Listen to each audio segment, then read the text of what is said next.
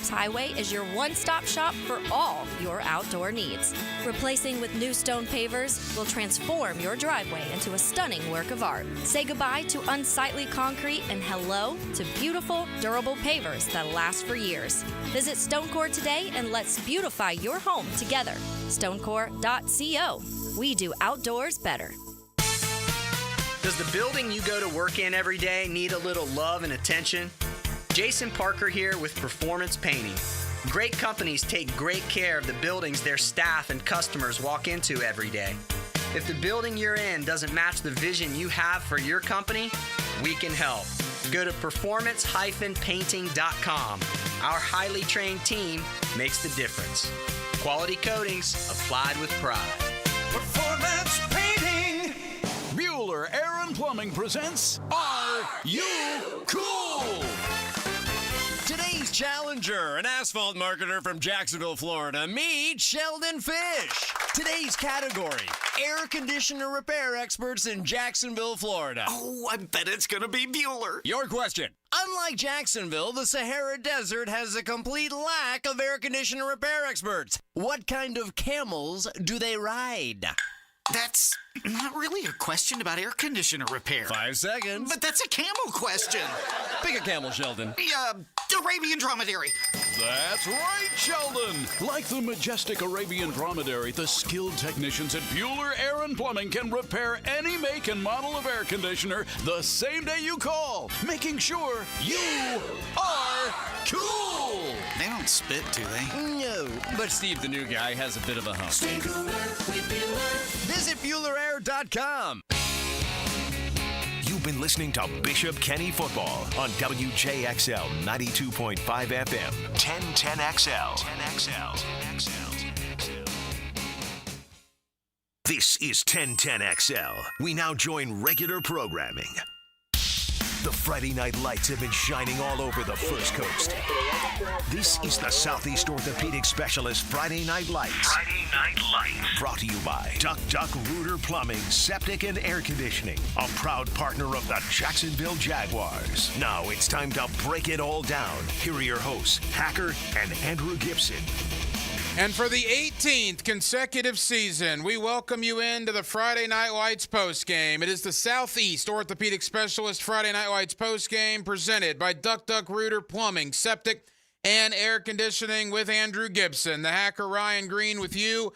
Jacksonville, we are glad you are with us. This program began back in 2007, still going strong here in 2024. And we've had a great night of high school football all over Northeast Florida. A lot of finals are beginning to roll in. You just heard Bishop Kenny have a dominating victory over Episcopal tonight. Bishop Kenny goes to 2-0 on the year. Other finals, congratulations to the Mandarin Mustangs. A 47-0 winner tonight over Atlantic Coast. Baker County, the Wildcats, get their first win of the year, 35-7 over Palm Bay. Congratulations to head coach Christopher Foy and Oakleaf. 42-0 winners tonight over Orange Park in a battle for Clay County. Other games that haven't officially gone final yet, but they're going to go final any moment. Fernandina Beach over Wolfson, West Nassau over Ridgeview. Those games are both out of reach, and West Nassau and Fernandina Beach will both win. So a good night up in Nassau County.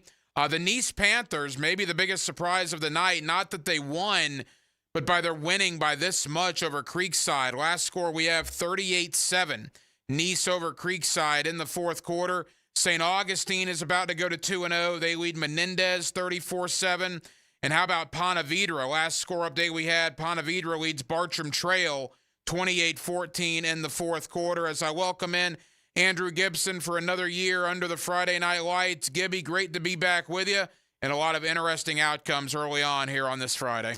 Great to be back with you, Hack. 18 years, it's phenomenal stuff. There's nothing like the Friday Night Lights. And, you know, when I look at this scoreboard here tonight, one thing I love about it is the rivalries that we see early in the season. Nice and Creekside getting together tonight. Ponte Vedra, Bartram Trail, of course, Bowles and Trinity Christian, one of the best rivalries in the history of Jacksonville.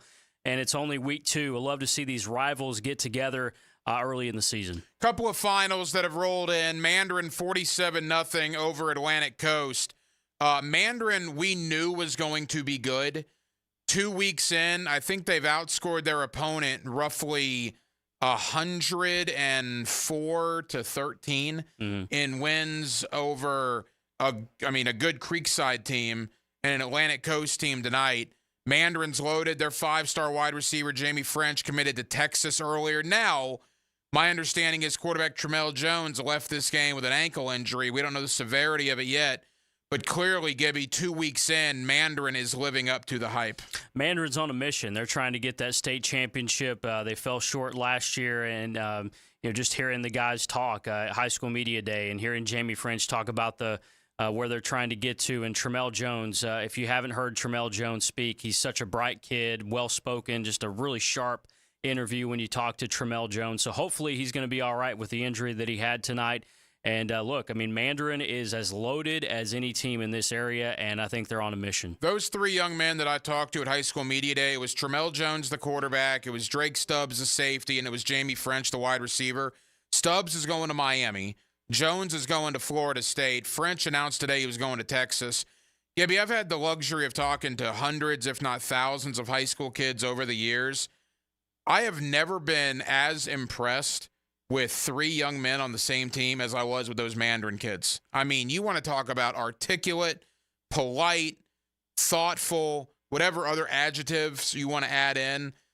They got a really good thing going on at Mandarin High School. And it's impressive. And you hear all those guys talk, and it really makes you proud. And look, that's a public school here in the Jacksonville area, and I'd love to see him go win a state championship, a public school like that. Remember when Carson Beck did it back years ago now as the quarterback of the Mustangs, and I just remember Danny Thompson and I doing that game in Orlando and how much fun that was. Would love to see them, or any school here in Jacksonville, but in particular Mandarin, as we're talking about them, go see them win one this year. Speaking of Mandarin, it's always emotional to get the first head coach of the year under the Friday Night Lights. So let's go out to Greenland Road. Head coach Toby Bullock of Mandarin, winners tonight over Atlantic Coast. Coach Bullock joins us under the Friday Night Lights. Coach, congratulations. Hey, how you doing tonight, guys? Coach, we are good. Thank you for the time and a dominating performance against 2 good football teams. Last week, Creekside. Tonight, Atlantic Coast. A lot of hype to you guys coming into the year. You certainly lived up to it 2 weeks in. Yeah, we've been fortunate. The defense has been incredible, and we've gotten some good breaks, some good reads, some runs after the catch on offense, and offensive line has been able to protect pretty decent, and we've been fortunate so far. Coach, give us an update on Tramel. We saw that he went down in the game. Give us an update on him if you can. Yeah, he got rolled up on in the first quarter when it was 12-0, and so we're waiting to hear. Now he's getting checked out and what have you. We don't have an update at this time, but we were, thinking about him and praying for him, and hopefully he'll be fine.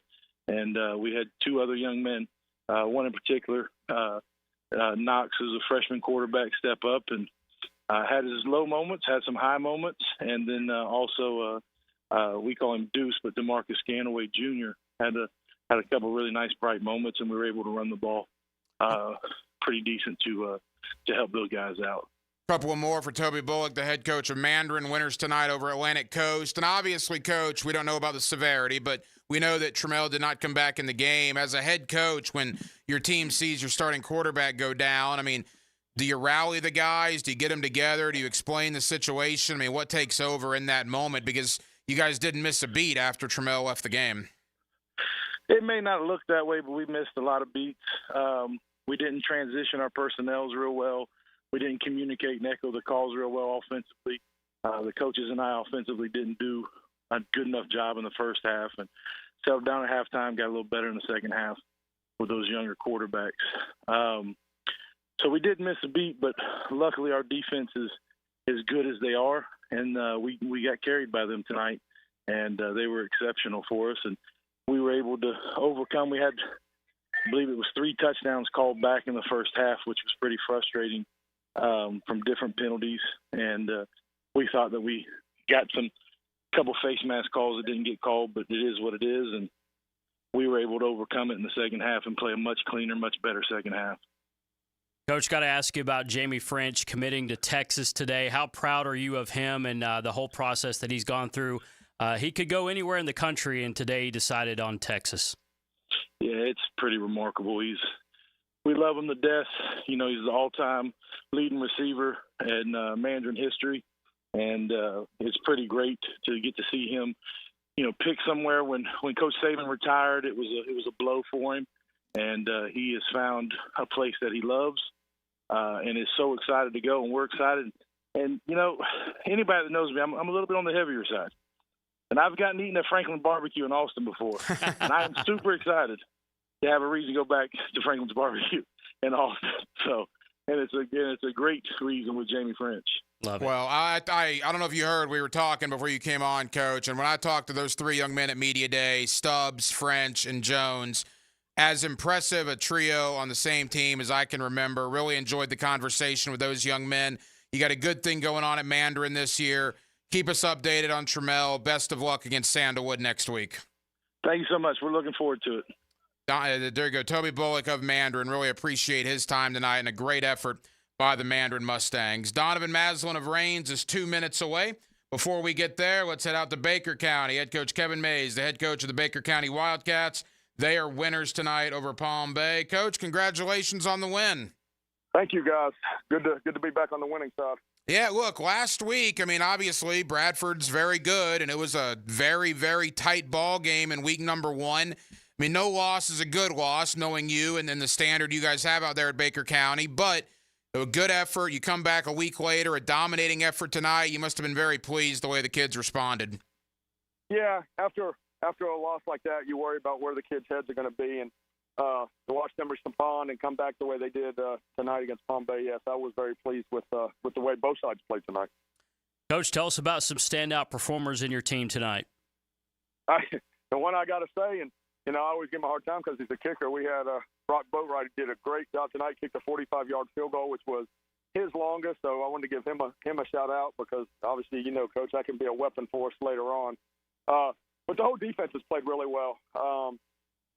They, you know, Seth Chestnut and Case Foster, Cale Cruz, Phillip Jackson, these guys have been 3-year starters here. And, you know, you like to see them step up and lead like they did. And I can't forget Davion Dean in there too. He played both sides of the ball tonight and did a great job. Kevin Mays, the head coach of Baker County, winners tonight over Palm Bay. Coach, in 2 games, you've only allowed, 20 points? Obviously, your defense through 8 quarters of the season is doing a very good job. Yeah, they are. That should be the strength of our team, like I said, because we've got 6 guys over there that this is their 3rd year starting for us. And, you know, that's the side we have to lean on. And the offense is a little younger. And, you know, Hudson Register, this will be his first real year of playing quarterback. And he came out tonight and showed that he could throw the ball a little bit. And, you know, we're proud of him because, you know, people think of him as just a running quarterback. And like I said, he came out tonight and did a great job throwing the ball around. Next week's an interesting one, right? I believe it's Ponte Vedra. Last score we had, Ponte Vedra's in a dogfight with Bartram Trail in the 4th quarter. That'll be a good matchup between you and the Sharks 1 week from tonight. Yeah, it will be. That's always a tough game. We played them 3-4 years ago, and it was a tough game over there. And we go over there again, and you know, you like playing games like that you know are coached well, and you know you can see how your skills as a coach are compared to someone else that can, you know, kind of match up with you coaching wise. Evan Mays of Baker County, winners tonight over Palm Bay to get to 1-1 on the year. Congratulations, Coach. Thank you, guys. County tonight, Gibby. Yeah, big win. You know, they come off of a tough loss against Bradford, and we had Jamie Rogers in here Tuesday on the drill, and you know that's obviously a huge rivalry going back years and years. But you know, anytime, like Coach just said, when you have a loss like that, you wonder where the kids are going to be mentally the next week, and it's good to see for Baker County's part that they were able to respond this week. So far, winners we have tonight: Bishop Kenny, Oakleaf is a winner tonight over Orange Park. Nice, 45-7 over Creekside is a score I have. If that's the case, wow. Yeah. Mandarin's a winner, Baker County's a winner, and Raines is a winner. They're coming off that big win over Bowles. They did not have a letdown after that as they take care of business over Sandalwood. Donovan Maslin is the head coach of the Raines Vikings. He's with us here under the Friday Night Lights. Coach, congratulations. Hey, thank you. Thank you. It's always good to hear from you guys on Friday. Hey, Coach, yes, sir. Because of the Jaguar game last week, this is our season kickoff.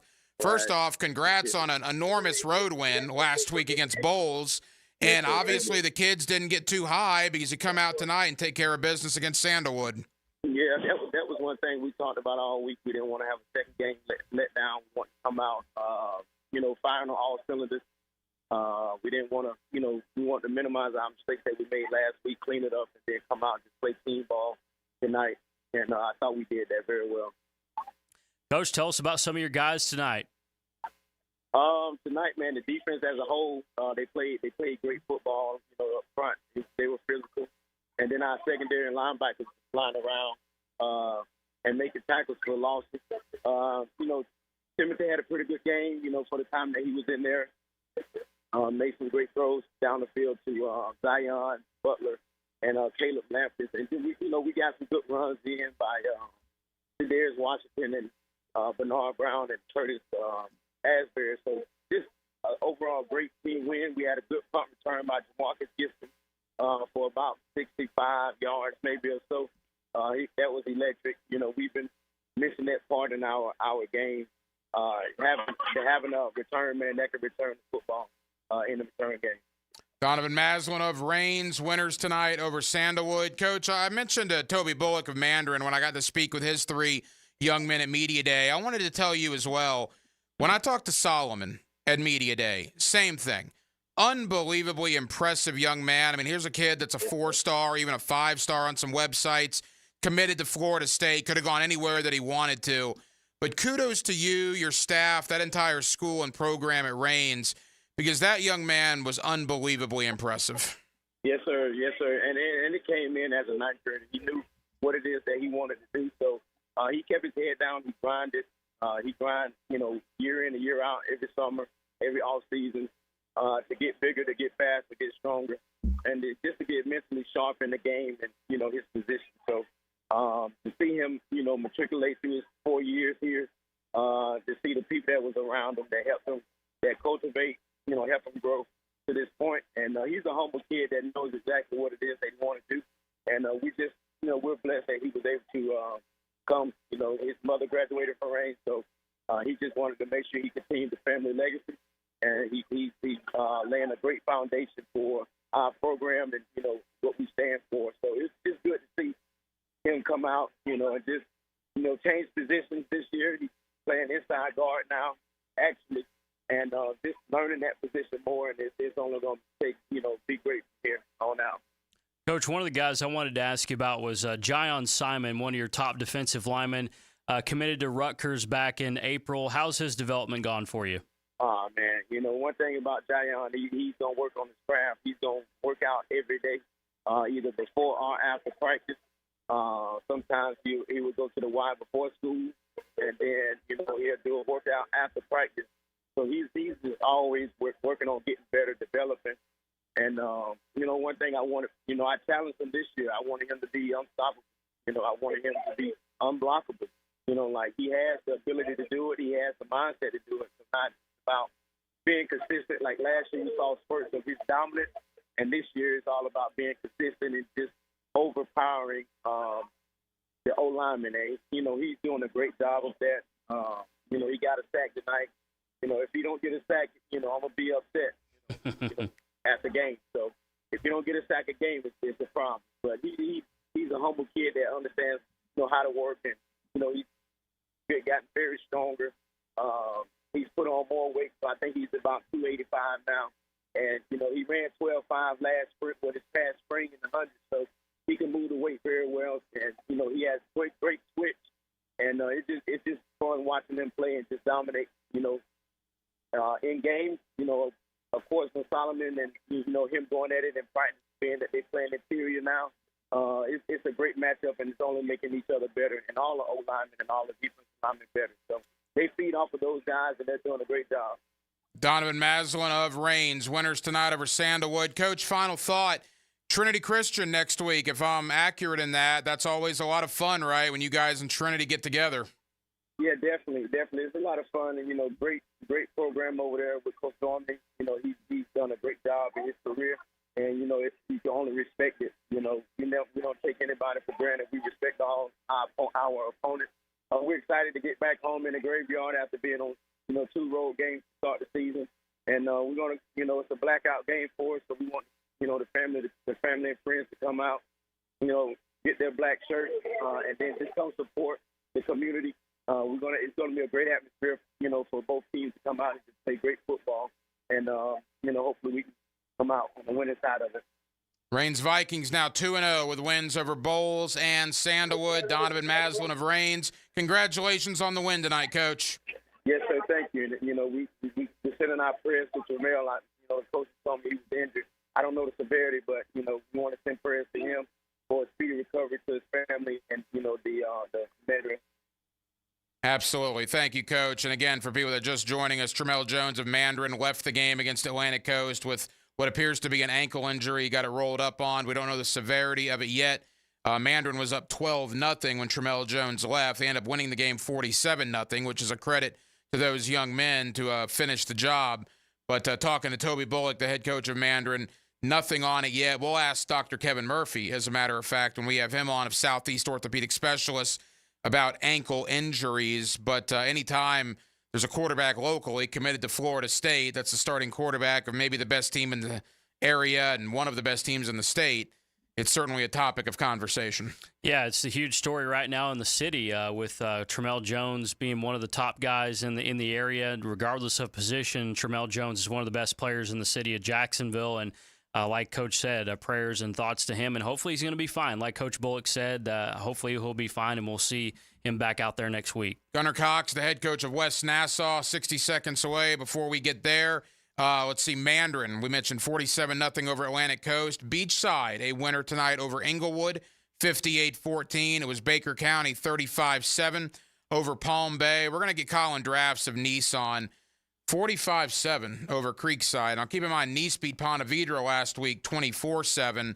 The Nice Panthers have started the year on fire in St. Johns County. Oakley, 42-0 over Orange Park. It was Bishop Kenny, a game you heard right here on 92.5 FM, a 42-3 winner over Episcopal. Games that have yet to go final, although the outcome has been pretty much decided. Bradford is up on Denellen, 29-14 in the fourth quarter. St. Augustine, last score we had was 34-7 on Menendez in the fourth quarter.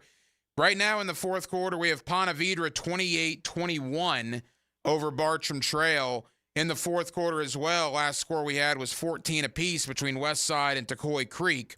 Waiting to get finals on those. Fletcher's going to get a win tonight over Parker. Last score we had was 28-7.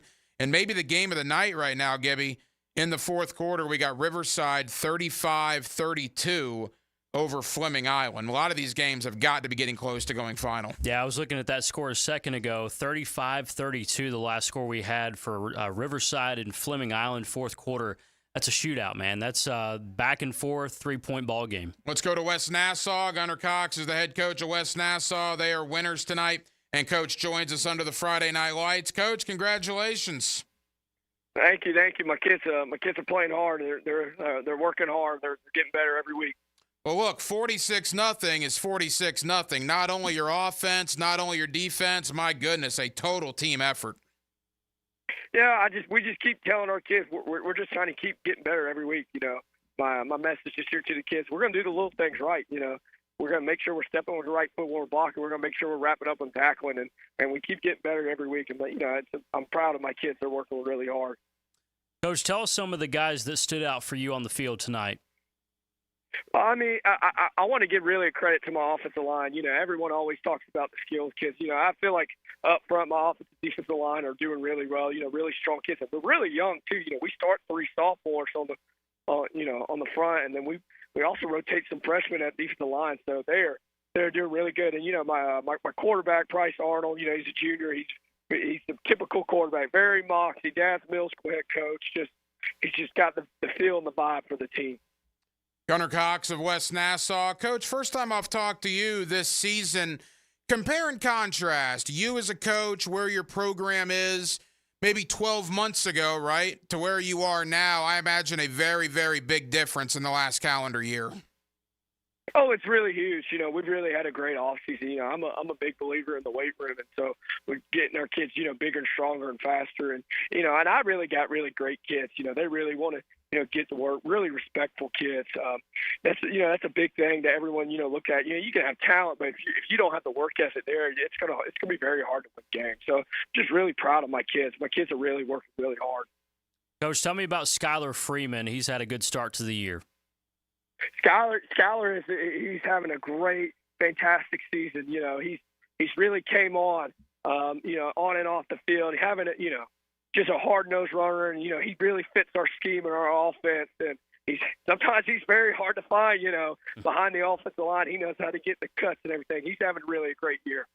Well, Coach, congratulations on a big win over Ridgeview tonight. West Nassau, a winner, 46-0. Congrats, Coach. We hope we're talking to you next week. Thank you. Go Warriors. Thank you. Big win for West Nassau tonight up there in Nassau County. It was a gigantic win for the Bolles Bulldogs, a game you heard right here on 10:10 a.m., Bolles and Trinity Christian. The Bulldogs get it done tonight, 41-7. Matt Toblin is the head coach of the Bolles Bulldogs. He joins us here under the Friday Night Lights. Coach, congratulations. Thank you very much. I appreciate it. Coach, 41-7 over Trinity Christian. Look, everybody says, well, Trinity's young. I don't care if they're young or not. They don't lose 41-7 very often. What a performance by you guys tonight. No, agreed. And, look, they are young, and that is, but that is a town football team. And Coach Dormady, the improvement that team has had from their kickoff classic already, that, do not count them out. Do not sleep on Trinity. That they're going to continue to get better and better every single week. We are extremely proud of our team and the way that they went about their business this week, improving a lot of the mistakes and things that showed up last week, and we continue to get better and better and better, and ultimately that's our goal. Obviously, we didn't talk to you last week. We weren't on the air because of the Jaguar preseason game. Last week didn't go the way you wanted it to, but it's a testament to you, your staff, and those kids. I mean, you put your big boy pants back on, you got back out at practice, and you come back 7 days later and you beat Trinity Christian by 34. I mean, you must be pretty proud at the response.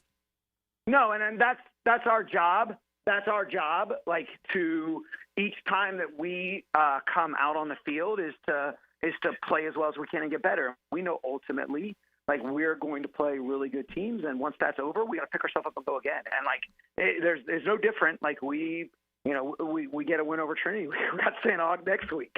And so we want our kids to know, win or lose, it doesn't matter. Our job is to look at what we can do better and find a way to be better. And so we're happy with our progress, but we are not satisfied, and that there's definitely things that we can fix, because ultimately we want that to be tonight to be that's the second worst team we ever put on the field. Last week was the worst one we ever put on the field. This is the second worst team we ever put on the field, and that each week we're getting better and better as we go. Coach, always great to talk with you. When you come into a season and sometimes you have young teams, sometimes you have teams that are a little bit older, the feeling about this Bolles team, I'm just looking at the roster, Chase Collier, an upperclassman, Naeem Burrows, an upperclassman, now a junior, Simeon Caldwell. You got to feel pretty good about the leaders that you have on this team as upperclassmen. No, we are very, very excited. And I think this team, they showed you, after last week, there's no feel sorry for yourselves.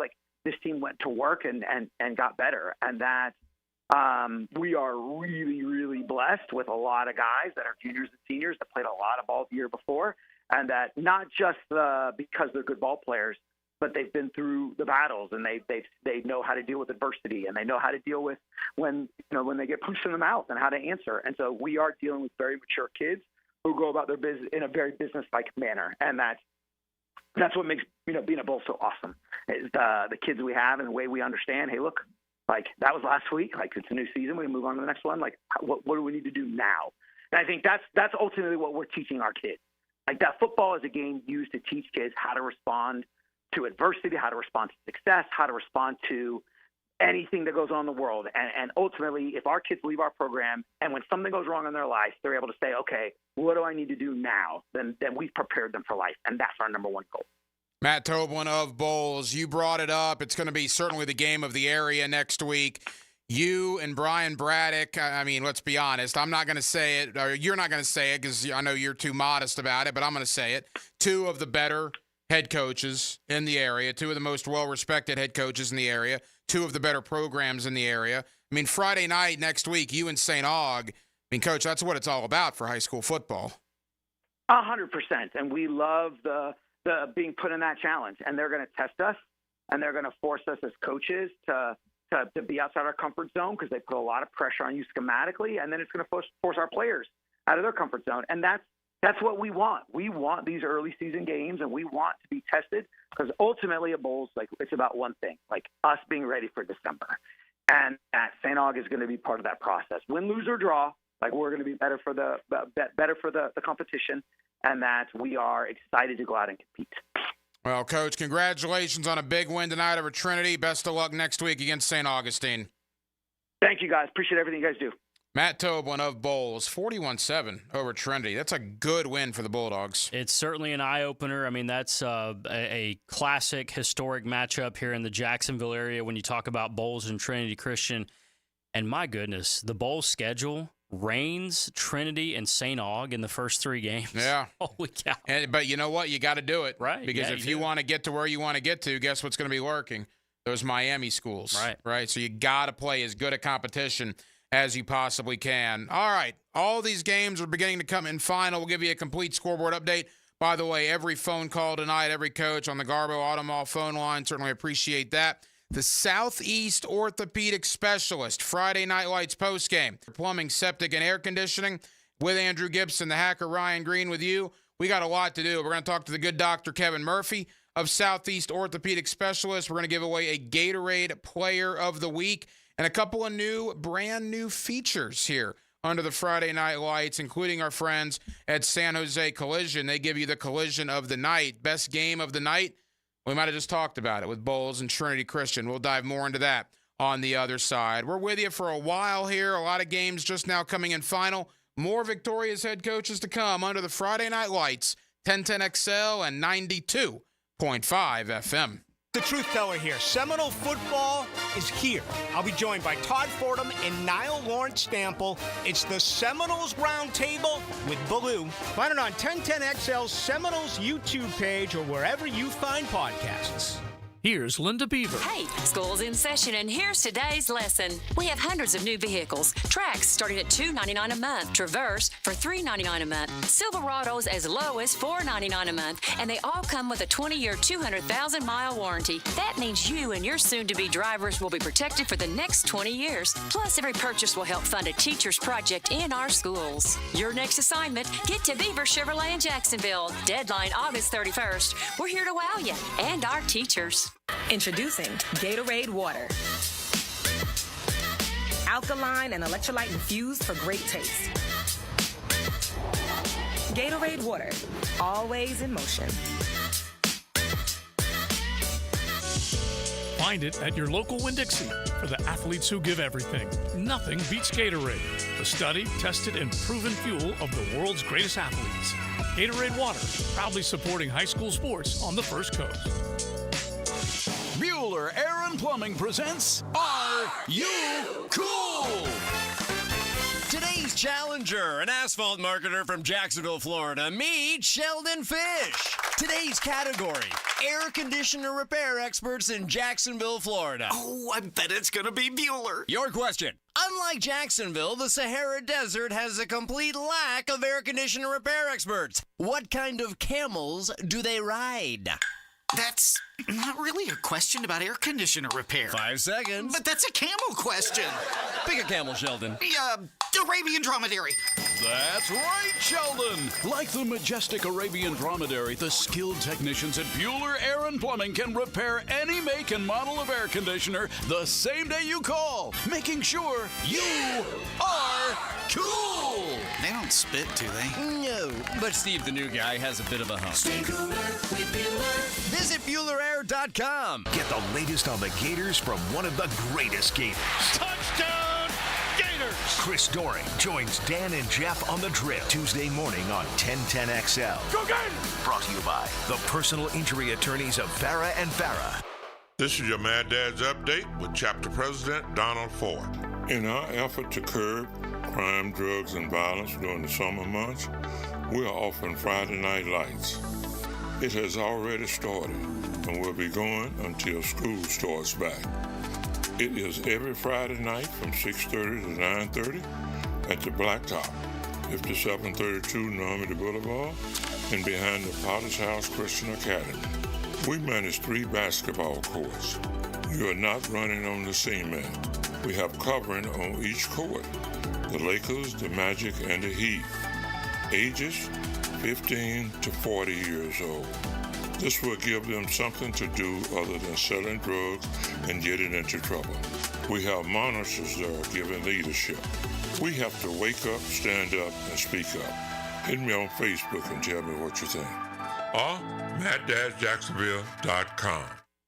Blue here for the Blue Crab House, located right off of San Jose. It's on Julington Creek Road. They've been around since 1996. Indoor-outdoor dining. Also, takeout is available at the Blue Crab House. Open 4:30 to 9, Tuesday through Saturday. Sunday, noon until 9. Remember, Tuesday, $2 margaritas. Wednesday, $1 oyster night. How about the blue crabs? How about my personal favorite, the Canadian snow crabs? Whatever it is that you fancy, you get it right there. The Blue Crab House. Former Jaguars corner and first-year head football coach at Duval Charter School at Bay Meadows, K-12, Aaron Beasley here. Are you looking for an A-rated K-12 school prioritizing academics, arts, and athletics? Duval Charter School at Bay Meadows offers a rigorous curriculum to develop strong minds with an additional focus on growing good hearts. DCSB has been an A school for 8 years, and our tuition is free. Now enrolling. Apply at baymeadowscharter.org. 1010XL is presented by Farah & Farah, exclusive injury law firm of the Jacksonville Jaguars. Protecting you and your family. Call 396-5555. Jacksonville.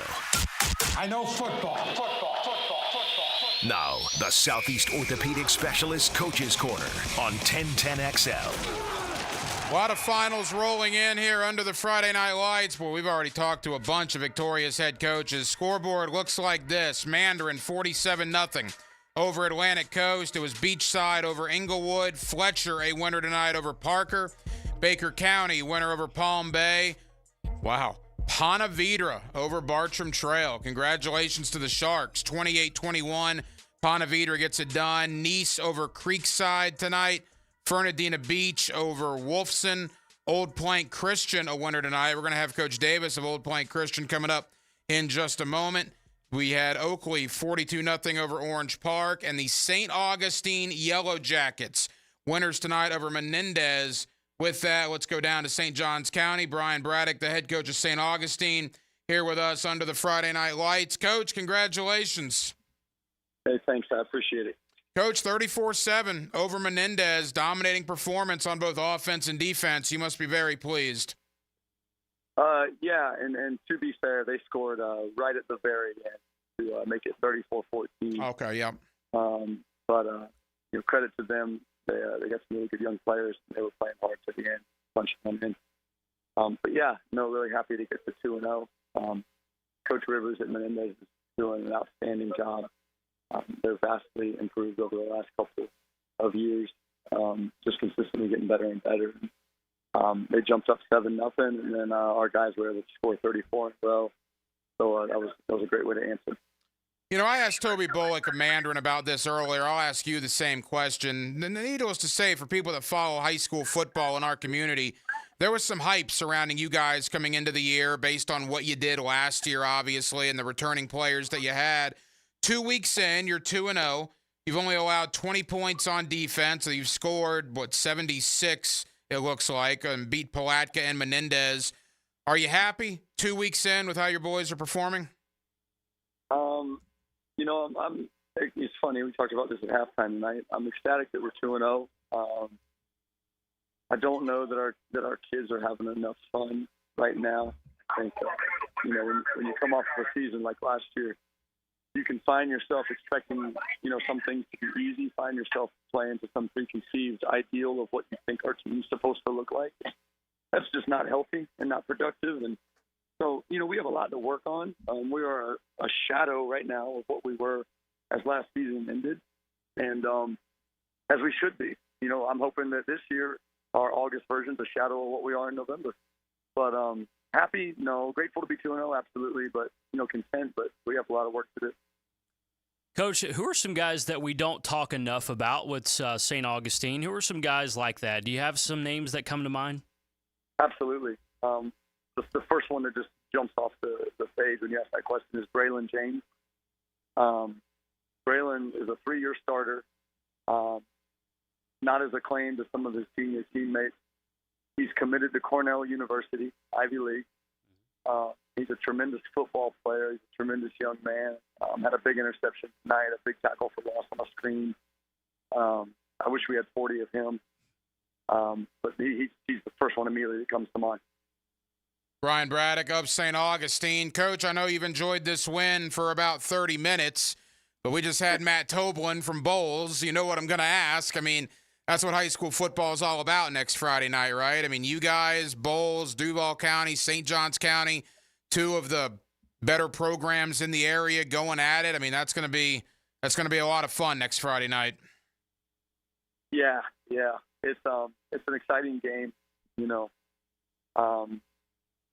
Funny, I was talking to my dad on the phone this morning, and he's like, "Oh, man, you're talking about some of the games we've scheduled, and you know, our kids, they work so hard, and they want to play in big games. So, you know, you gotta, in my opinion, you gotta be willing to put your ego aside and be willing to do these games and give your kids that opportunity on the big stage. So we're excited for it. You know, I have no idea if we're prepared to go out there and get the job done against a team as good as Bowles. I know we need to get a lot better next week. But that's why we're doing it. I know no matter what, next Friday at this time, we will be a better football team having had to play them.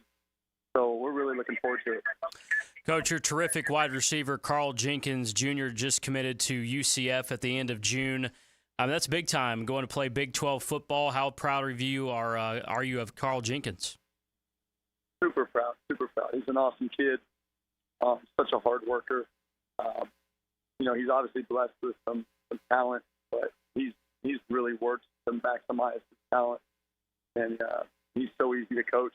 He's great in the school building. He's a good student. He's going to graduate early, and I'm sure he'll be very successful. He's the kind of kid who's, you know, in recruiting, they talk about the ceiling of a kid, but sometimes the floor is more important.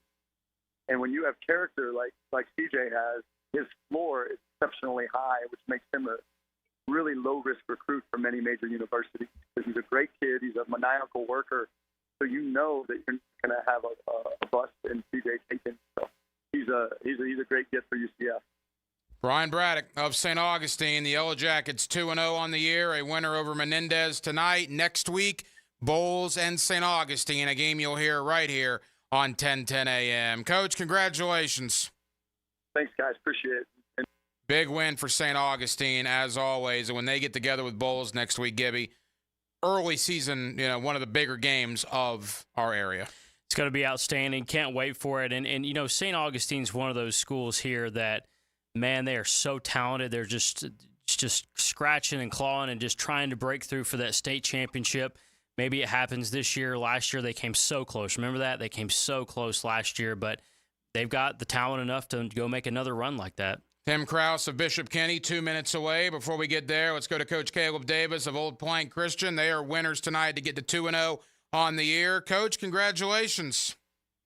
Oh, thank you so much, Hacker. Thanks for having me. Yeah, man, absolutely. Look, 2 games for you guys. You're 2-0 and 2 dominating performances. If my math is correct here, you've outscored your opponents, 71-22 in 2 games. You must be very, very pleased.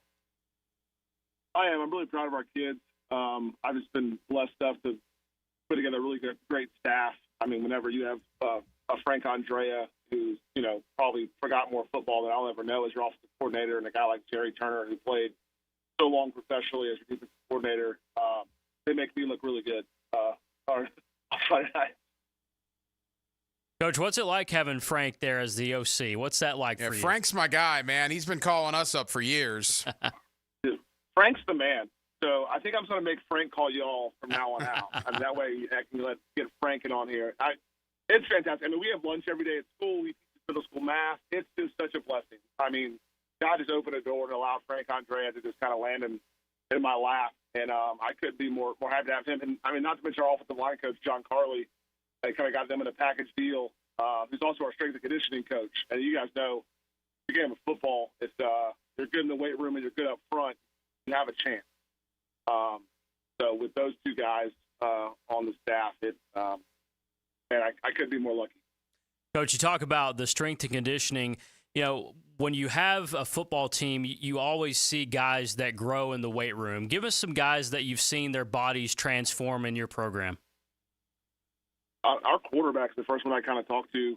He's kind of always been a basketball player, and I got a little brief history on the program. So, like, we were 8-man football forever. So now first year to 11-man football. So the competition has gone up. So we had to change, and he's changed a lot. I mean, he's 6'2", 225, 230. I mean, he's a big kid, and I mean, we're single wing football, so he's got to carry the ball a lot. And then really the rest of it, the guys in the trenches, guys like Austin Marsh or Brody Strickler. Our three dudes up front on the strong side of the ball, they're all 6'2 plus, they're all 250 plus, and they like the weight room. So. Well, Coach, congratulations again, 71-22 in back-to-back wins for Old Point Christian. They're now 2-0 on the year. Head coach Caleb Davis. Coach, we appreciate you. We hope to talk to you later on in the year. Yes, sir. Thank you guys for all you do for high school sports in the city. Thank you, Coach. Appreciate the kind words. From Old Point Christian to Bishop Kenny, a game you heard on 92.5 FM. The Crusaders winners tonight in a big way over their rival Episcopal. Tim Krause of Bishop Kenny here with us under the Friday Night Lights. Coach, congratulations. Thank you, guys. Appreciate you having me. Coach, thank you as always. It's a rivalry, right? And Episcopal's a good program. But, boy, you guys really put it together tonight in a dominating win. Yeah, I think, Coach Wells does a great job at Episcopal, and they did a really good job of fighting and playing. They don't have a ton of kids out this year, a bunch of kids playing both ways, and those kids played really hard from whistle to whistle. So hats off to them for that. But yeah, really excited for our group of kids. I think we've got a really special group that's want to play for each other, and they spread the ball around pretty well. We had a bunch of guys make some big plays today, and just a really fun group to coach. Coach, always great to talk to you. Great to have you on again. And tell me about Derek Heidemann. I know he's a guy that's a multi-sport athlete, can do a lot of things for you. Tell us about Derek. Yeah, he's not as big as the big joker they're talking about, Old Point Christian, I guess, but he's he's a little dude that can run around. I mean, Derek is a really, really good athlete. He's been started our baseball program since his sophomore year. He played safety for us as a sophomore. He got injured last year early on in the season, was a backup quarterback for us, and was playing safety as well. And so, he's got a ton of athleticism. He's a 4.0 plus student. So he's kind of the perfect kid, I think, for, what we need right now at this phase of what our program is. And he's done a great job distributing the ball up to this point. 2-0 is 2-0, and it's been a great start and back-to-back wins over Matanzas and Episcopal. Coy Creek next, Bowles after that. So the schedule picks up a little bit. And I'm just curious, when you got a guy like Reeser at your program and everything he meant there, and then he departs on his way to college, did you have questions how the guys would respond? Because clearly 2 weeks in, they've responded very, very well. Not at all. I mean, I think knowing our kids, I think they were kind of excited at that opportunity. I think we've got a lot of kids that, have the ability to shine. And like we talked about early on in the season, I think, when you have a player as explosive as James is, you can't replace him with one guy. You got to replace him with a team. And, we've done a really good job, I think, of getting a bunch of kids bought in to play really hard and play for each other. A lot of kids that are playing both ways. They got to play offense and defense. And, we may not have, the guy that's as dynamic as James was, but I think we've got just as good of a football team because of, the ability of our 22 guys that we can put on the field that are going to play for each other and care about each other and play really hard. When you listen to Bishop Kenny football on 92.5 FM, two names you're going to hear a lot is Caleb Madison and Gunnar Rogers. Coach, tell us about those two guys. Yeah, I mean, special guys. Caleb is, he's got to be one of the best backs in the area. He's a sophomore, incredibly physical runner, incredibly explosive. He had a couple big long runs tonight. He had 3 touchdowns for us in week 1. And, definitely a special player on the offensive side that brings a level of physicality or inside run game and has the explosiveness when he gets out on the edge as well. And then Gunnar Rogers has played a lot of football for us as well, contributed a little bit as a freshman, and then the last year as a sophomore had a great season for us. And I think him and Aiden Piper, our two inside linebackers, played extremely well through the first couple of weeks and have really kind of set a tone for us being a really physical defense. Well, Coach, congratulations. Bishop Kenny now 2-0. Coy Creek next week. That'll be a good one, a game you'll hear on 92.5 FM. Head coach Tim Kraus, congratulations on the win, Coach. Thank you, guys. Have a great weekend. Bishop Kenny over Episcopal. Let's go to Christ Church Academy. They are flying the W, the Eagles. It feels like a big one tonight at CCA. My buddy head coach Justin Sermon of Christ Church joins us here under the Friday Night Lights. Coach, congratulations. Thanks, brother. Good, hard win, and glad to be 3-0. Yeah, there's no doubt about that. Christ Church Academy now 3-0 on the year. A win over Paxson tonight. This was a Paxson team that beat Wolfson by like 40 last week. They had a lot of confidence coming in. Coach, you and I spoke earlier in the week. This was a kind of a barometer game for you guys. Obviously, you passed with flying colors. You must be very, very thrilled. Well, hey, listen, Steve does a great job at Paxton, and they've got a really good football team that's well coached and do things really well. So we knew that we were, going to be a fight. Really proud of how our kids responded and showed a lot of heart tonight, and really proud of how we played. Coach, you mentioned being proud of how you played. Who are some guys that you're proud of their performance tonight? Well, so we got a couple guys banged up last week, so we had a few guys step up. Carlos Ned stepped up at running back for us, and Austin Kellogg at running back. And Drew Zach had a good game at quarterback. So it took a total team effort tonight. Defense did an outstanding job. Travis Hodge had a phenomenal game plan, and the kids executed that really well. And so proud of our coaches. They worked very hard, and just overall very pleased with the product we put on the field tonight. Couple more for Justin Sermon, the head coach of Christ Church Academy. They are winners tonight over Paxson. I'm a little familiar with CCA, Gibby. I'm not sure if you know this, the inner workings there. My son, Little Hack, is in kindergarten over at CCA, and he loves it. And, Coach, I got to tell you, I've been unbelievably impressed by you, by Travis, by that football program. I know what's coming. The brand-new sports complex is going to be built at the new school campus on Greenland Road.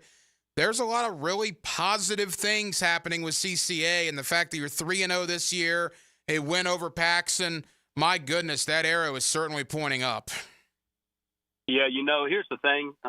Kids got to believe in what you're doing, and right now our kids are buying in, and they're believing in the process, and when that happens, something special can be created. And when you get people on the same page, moving in the same direction, that can be special with your administration and your church leadership staff and your coaches. It takes everybody to put a good product on the field, and so really, really thankful for the folks here at CCA that understand the value that football brings to our school community, and looking forward to just getting better each and every day. But also, with that future in mind, with the athletic facilities, a lot of really good things happening.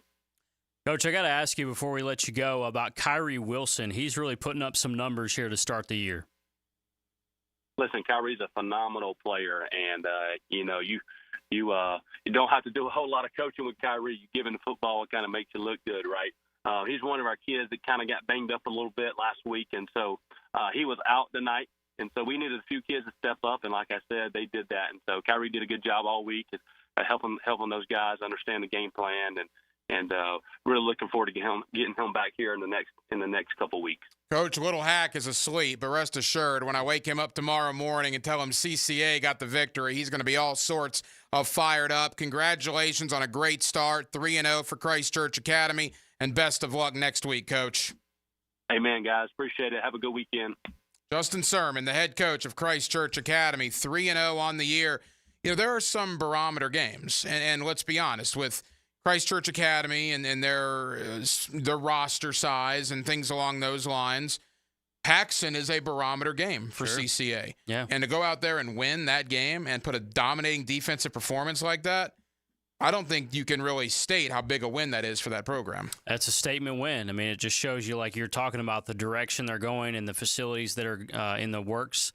It's exciting times there at CCA. Yeah, no question about it. A lot of victorious head coaches. We've been on with you for almost an hour now. We're going to go well in to the 11 o'clock hour. We got to get the good Dr. Kevin Murphy of Southeast Orthopedic Specialists. We got to get out to St. Johns County. We got to talk to Nice. We got to talk to Ponte Vedra. Two really good wins for Nice and Ponte Vedra, respectfully, tonight. other victorious head coaches to come. We got a long way to go with Andrew Gibson and with R.J. Saunders, the hacker Ryan Green with you. Jacksonville, we're glad you're with us. It is the Southeast Orthopedic Specialist Friday Night Lights. We are presented by Duck Duck Rooter Plumbing, Septic, and Air Conditioning right here on 1010XL and 92.5 FM. Jaguars and Gators, pro, college, and high school sports. Wow. Get the most play-by-play on 1010XL, Jacksonville's play-by-play sports radio. Hey, Jacksonville, I'm sure by now you've seen our bright green GFL trucks and containers throughout the greater Jacksonville area. We are an industry leader in solid waste and would love the opportunity to earn your business. We are committed to customer service, reliability, and have unwavering focus on safety. Whether commercial or construction, let us haul your waste away. Call 904-760-5880 to get a quote today. GFL, green for life. Hey Googans, Dr. Chris Kopp, PT here with Premier Physical Therapy of Jacksonville. Is pain interfering with your life? Looking for a specialist for the rehab of your young athlete?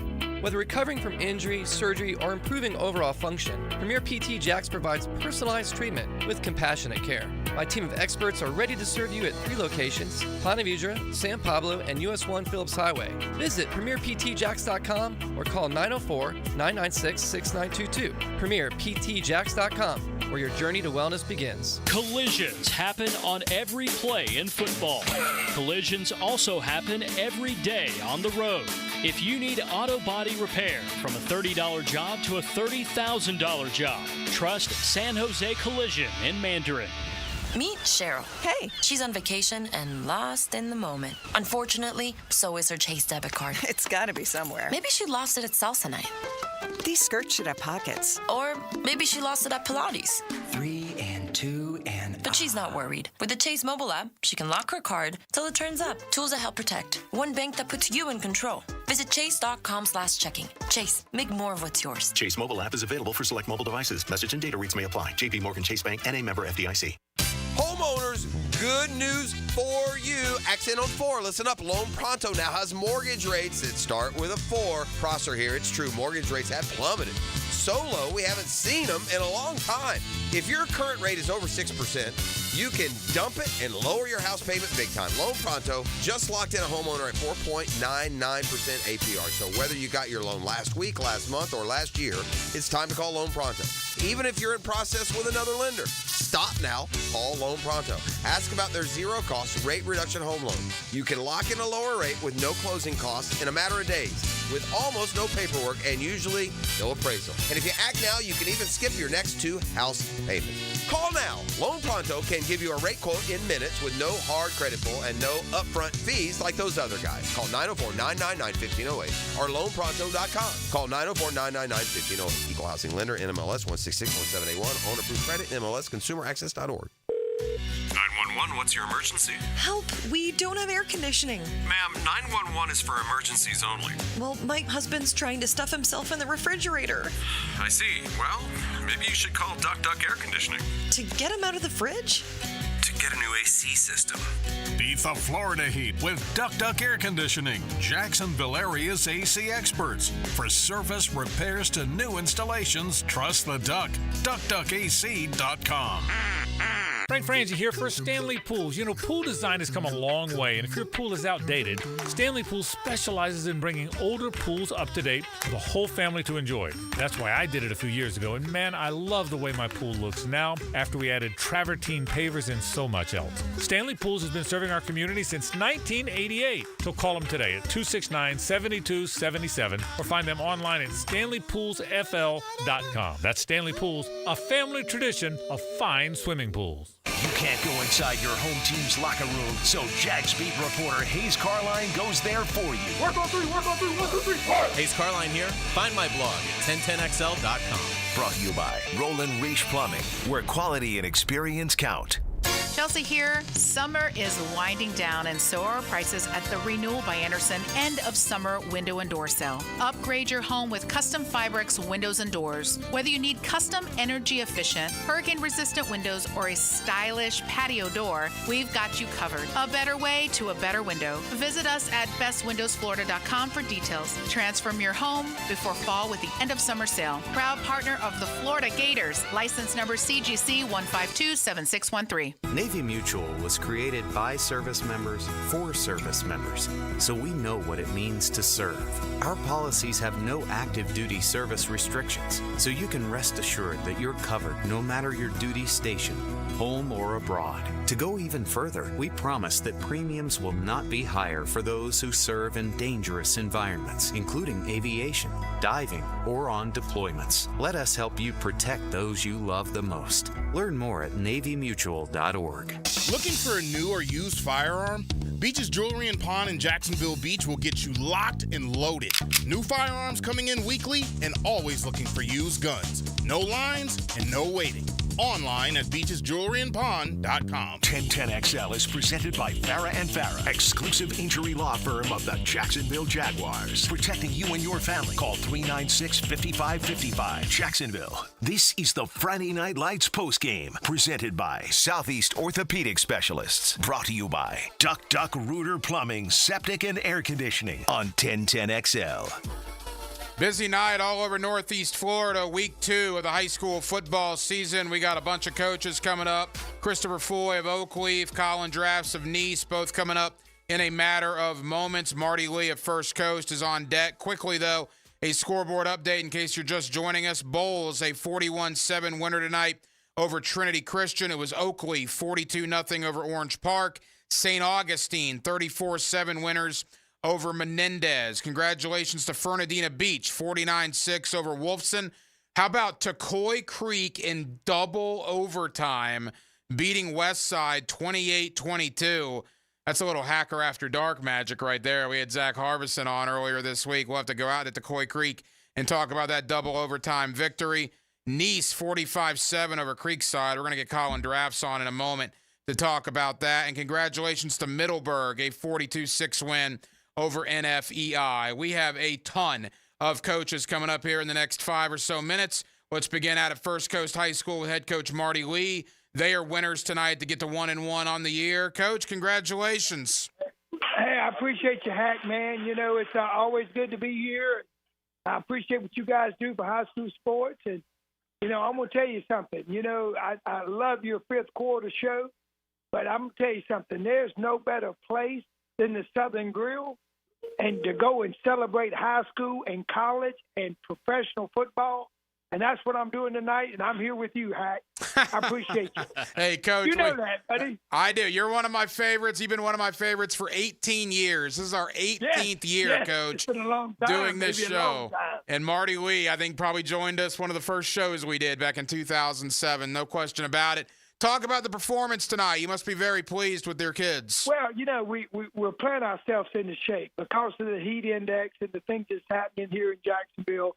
We're not able to do what we need to do.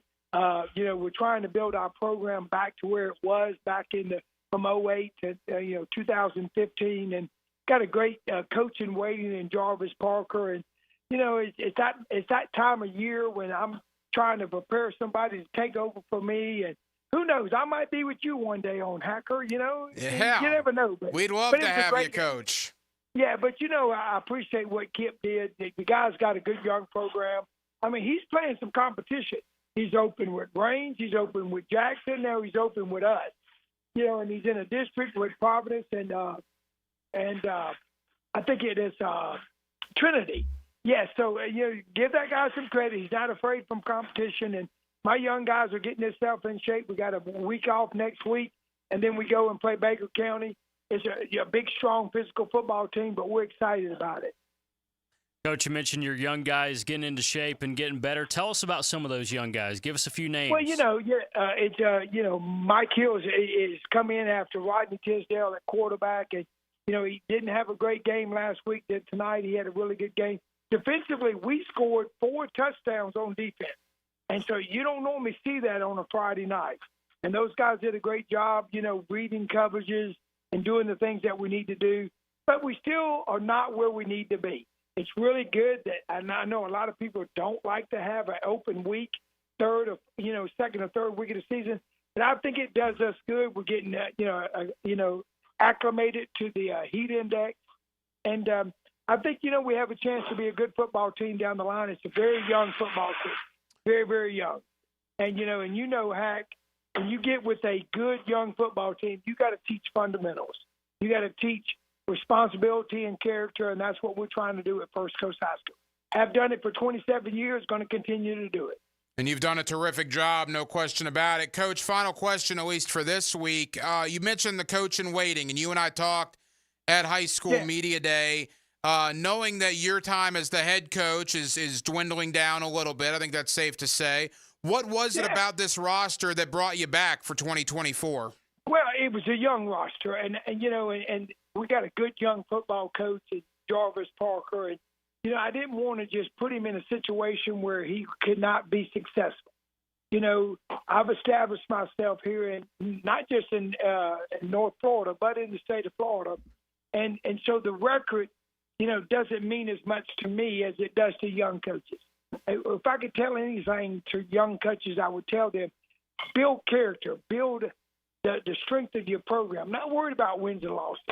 Those will come. If you build it, it will come. That's a good thing about Jarvis. Jarvis is a good young coach. I'm excited about First Coast High School. I've been there for 27 years. I appreciate what you do on the radio, and I appreciate what we do here as high school coaches. Well, Coach, we certainly appreciate you, have appreciated you for a long, long time. Best of luck the rest of the way, and congrats on the win tonight. I appreciate it, and for all those young coaches out there, just keep working, keep striving. Understand this, that 90% of your kids will never go play on the next level. What you're doing there is teaching them character and responsibility that they will use in their professional life. And I appreciate what all you do, Hacker. And I'm excited to listen to you on the fifth quarter. And we're excited to be here at Southern Grill and having a great time. Coach, thank you. Marty Lee of First Coast. Christopher Foy of Oakleaf. Oh, we got C4, Cedric Faison coming up in the next 5 minutes as well. Before we get there, let's head to St. Johns County. Colin Drafts of Nice. They are winners tonight over Creekside. Coach, congratulations on a big win for you and your program. Yes, sir. I appreciate it. Definitely a big win. And as always, appreciate you guys having us on. Coach, now, the scoreboard says 45-7. Is that accurate? That's accurate. Correct. Yep. I'm not surprised that you won because you and I talked on Monday. Right. 45-7 over Creekside? You must be ecstatic. Yeah, for sure. I'm not going to sit here and tell you we thought we were going to walk into Creekside's, stadium and win 45-7. I felt confident about it, especially at, how well, we played last week, beating Ponte Vedra. And, Creekside's always been just so tough for us. And I have nothing but respect for what Sean and those guys do over there. So we just know we better be buttoned up going to play Creekside, and so we went over there and felt good about it and just kept on doing what we do and stuck to our guns, and obviously it went in our favor, and just a lot of good things, a lot of great performances in three phases of the game, really. Coach, breakdown 45-7. Why was the victory so lopsided, just to put it bluntly for you guys?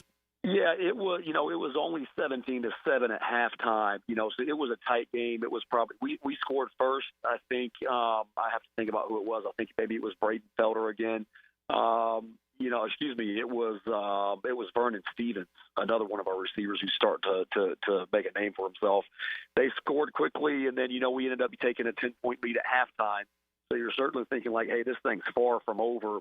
And then just from there, we just played lights out. It was a defensive stop, and it was a quick score. Then I think we forced a turnover and then hit a trick play for a big touchdown. And before you do it, then it kind of got away from them. And we just kept playing well. And that's how you kind of got that score in the second half. Colin Drafts of Nice. Coach, leave us with this. You and I spoke about this earlier in the week on Hacker After Dark. Look, St. Johns County's got a lot of really good teams, right? St. Aug and Bartram Trail and all these teams, Ponte Vedra, but for whatever reason, and maybe I'm guilty of it, although I don't think so, because, I had you on, Nice doesn't come in front of mind. Yet in 2 weeks, you've knocked off Ponte Vedra and Creekside back-to-back, and you've allowed 14 points in the process in 8 quarters. This has been 2 statement wins for you guys, correct?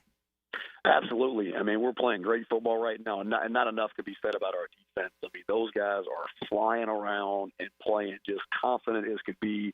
And to hold Ponte Vedra to 7 points, they beat Bartram tonight, if I'm correct, right? I believe so, yeah. That says even more about that win for us than for us to go on the road, against a tough Creekside offense that always runs the ball well. They've got the Division I quarterback, and to be able to do what we did, we forced 2 turnovers and really kind of stymied their run.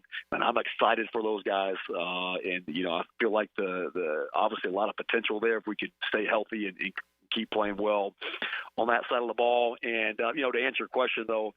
The respect factor, or why don't we get talked about, I'm not quite sure. If you look at the last 3 years, again, I mentioned this when you had me on, we were in the 3rd round of the playoffs 3 years ago. We had a down year in 22 and then, 7-3 in a district championship last year. I'm not sure why more people weren't giving us more respect coming in. But that's fine. That's more locker room, bulletin board material. And we've kind of, embrace that to play with a chip on our shoulder that, maybe we're not getting the picks and in the media and people aren't talking about us, but if we keep on doing and playing the brand of football I know we can play, then eventually you guys will have to talk about us. Well, we're talking about you, Coach. It's been 2 really impressive wins, no question about it. Colin Drafts of Nice, congratulations on a great start to the year. Absolutely. Appreciate you guys. Gibby, I'm not sure if there's 2 more impressive wins on a resume 2 weeks in than Nice beating Ponte Vedra and Creekside back-to-back. Well, if you don't think you're getting talked about enough, you keep winning games like that, then people are going to be forced to talk about you, and that's good. It's good for Coach Drafts. And before we let him go, I was going to ask him about Tebow coming around. That's got to be pretty cool. Oh, yeah, around the program? Yeah, Tim Tebow and his wife, Demi. I think that they were at the game last week, which is cool to see. C4, Seatric Faison, 2 minutes away. Before we get there, let's go out to Clay County. Christopher Foy of Oakleaf. They are winners tonight. Coach, congratulations. Oh, thank you, Coach. Thank you for having me. Hey, Coach, we always appreciate it. Dominating win in a rivalry game. Look, Oakleaf and Orange Park, there's not a lot of love loss out there in Clay County when they get together, so this one probably was extra sweet for your kids. Oh, yeah, it was. I don't think we're about 15 minutes apart, so it was really exciting for the kids, and it was good to see that community come together, and they gave us they were great hosts tonight. Coach, tell us how you guys got it done tonight on the field. Really in all 3 phases of the game, man. We ran the ball well. Foy, I think, got in the box tonight 3 times, and Jack, spread the ball around, and we played complete ball tonight. And hey, I want to congratulate Colin on these 2 wins. Also, we played him for the Kickoff Classic, and that is a good football team. We all know what type of coach he is. He's a good coach. He's prepared those guys and coach. That is a good, tough football team. Yeah, they have played very well, but let's talk about you guys. Look, 2nd year for you. We know what you did at Jackson. You kind of brought the Jackson program back, let's be honest, after some really down times. You take over at Oakleaf. Year 1, you and I talked last year, I believe the regular season finale wasn't what you wanted it to be, but obviously the first 2 games this year are exactly what you've envisioned. Riverside and Orange Park. Let me do my Wolfson High School math here. What is that, 77-7 in 2 games and 2 victories? You must be pretty pleased right now. Oh, yeah, we are. But we got we got some teams we're getting prepared for because we have a strong district. We know what Fletcher is going to bring, and Coach Lee, he's always a legend. He's always been a great coach and have a great program. And then we got Mandarin.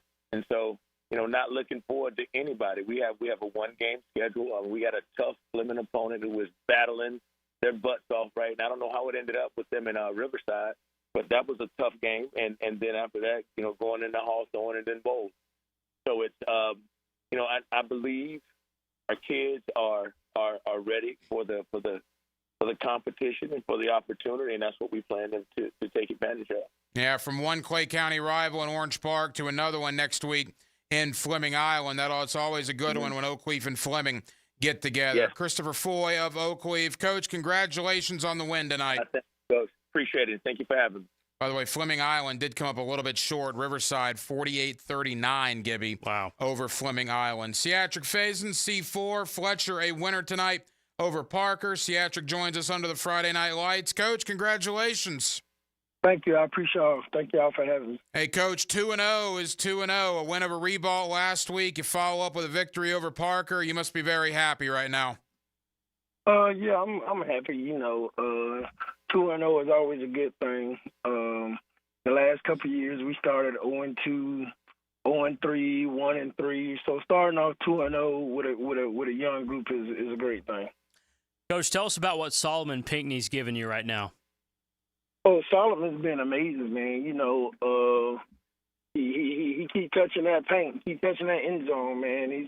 He's a great slot receiver, gonna run great routes, and he know how to find holes in the defense. So the kid is amazing, and definitely was a great asset to our team. You and I spoke on Wednesday night on Hacker After Dark, and I asked you at that point, Coach, you had a lot of seniors last year. I think, what do you have, like 35-plus seniors last year, if memory serves. You lost a lot. So one would think maybe some growing pains to begin the year. Hasn't really happened, right? 2 pretty solid wins, 2 games that maybe weren't competitive in the fourth quarter. Are you happy the way a lot of these young guys have played to start the year? I already knew it was what we was going to be We're losing all those seniors. Like I said, we focus on that trench play. We got a lot of our trench back, and our spring was hard. A lot of people go in to spring to win the spring game. I care less about a spring game, care less about a kickoff classic. I use those to see what I got to work with for the regular season. And I made spring hard, and I made fall camp hard, and those young guys responded, and it was all about building toughness, and those guys are responding. Coach, you've been at this thing a while now. Are you enjoying coaching? You got to be having a blast. Yeah, I'm definitely having a blast. I'm kind of more hard on my team than most coaches are, just because I guess I bring from the being a college player and an NFL player, so I'm super hard, man. So I think sometimes I overwork myself just because I want the kids to be perfect, but I still have to understand that they're high school players, and we're gonna go through our lumps and bruises, and so it has its challenges, but I'm here for it. Fletcher 2-0. They get Atlantic Coast next week. Seatric Faison. All right, Coach, 17 hours away from Florida and Miami. What's your alma mater got for the Hurricanes tomorrow? Man, I always say they're coming in that swamp week 1.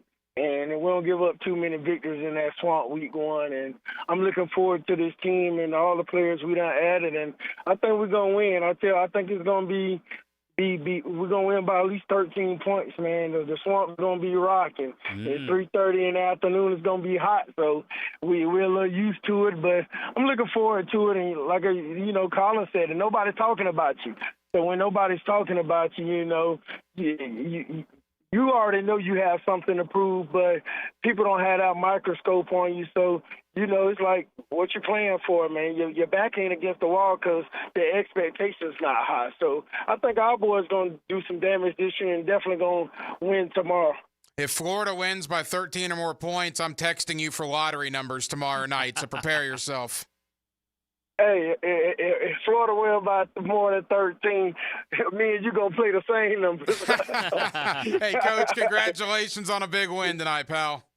I appreciate it. Thank you for having me. Seatric Faison, C4, Fletcher, a winner tonight over Parker. Good win for the Senators, Gibby.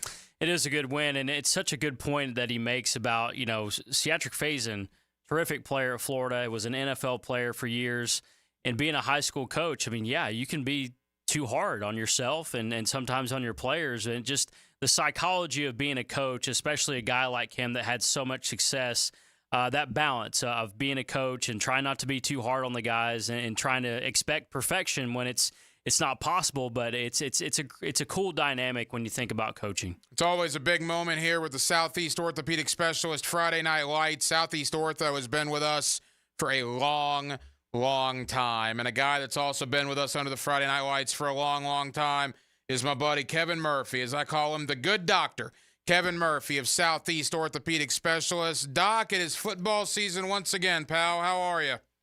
I'm good, Hacker. How are you and Gibby doing? Hey, Doc, we're good. Thank you, as always, for the time tonight. And we're going to talk about the Bump and Bruise clinics and the terrific service you guys provide. In fact, we weren't even on last week because of the Jaguar preseason game, yet I had a couple of coaches texting me about your Bump and Bruise clinics and how to get involved. So I certainly want to get the word out about that. But in speaking of injuries, particularly, Doc, early in the season, I would think a lot of soft tissue things, right? You're practicing, you try to go game speed, but then all of a sudden the real deal happens.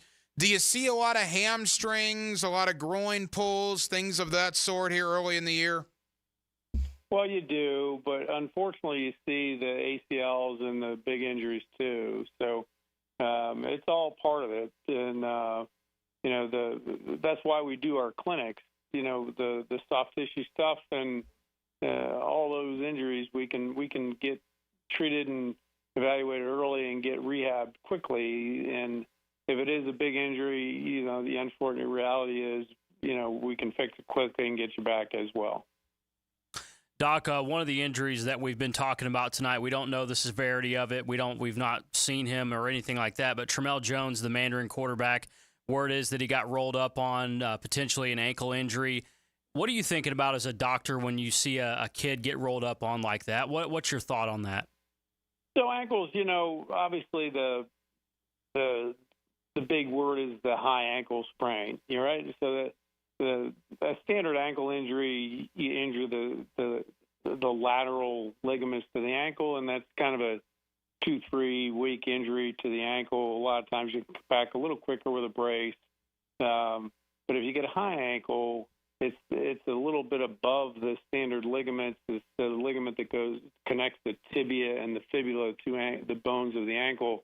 And that can be a more significant injury if you don't treat it properly. So that takes a little longer to recover.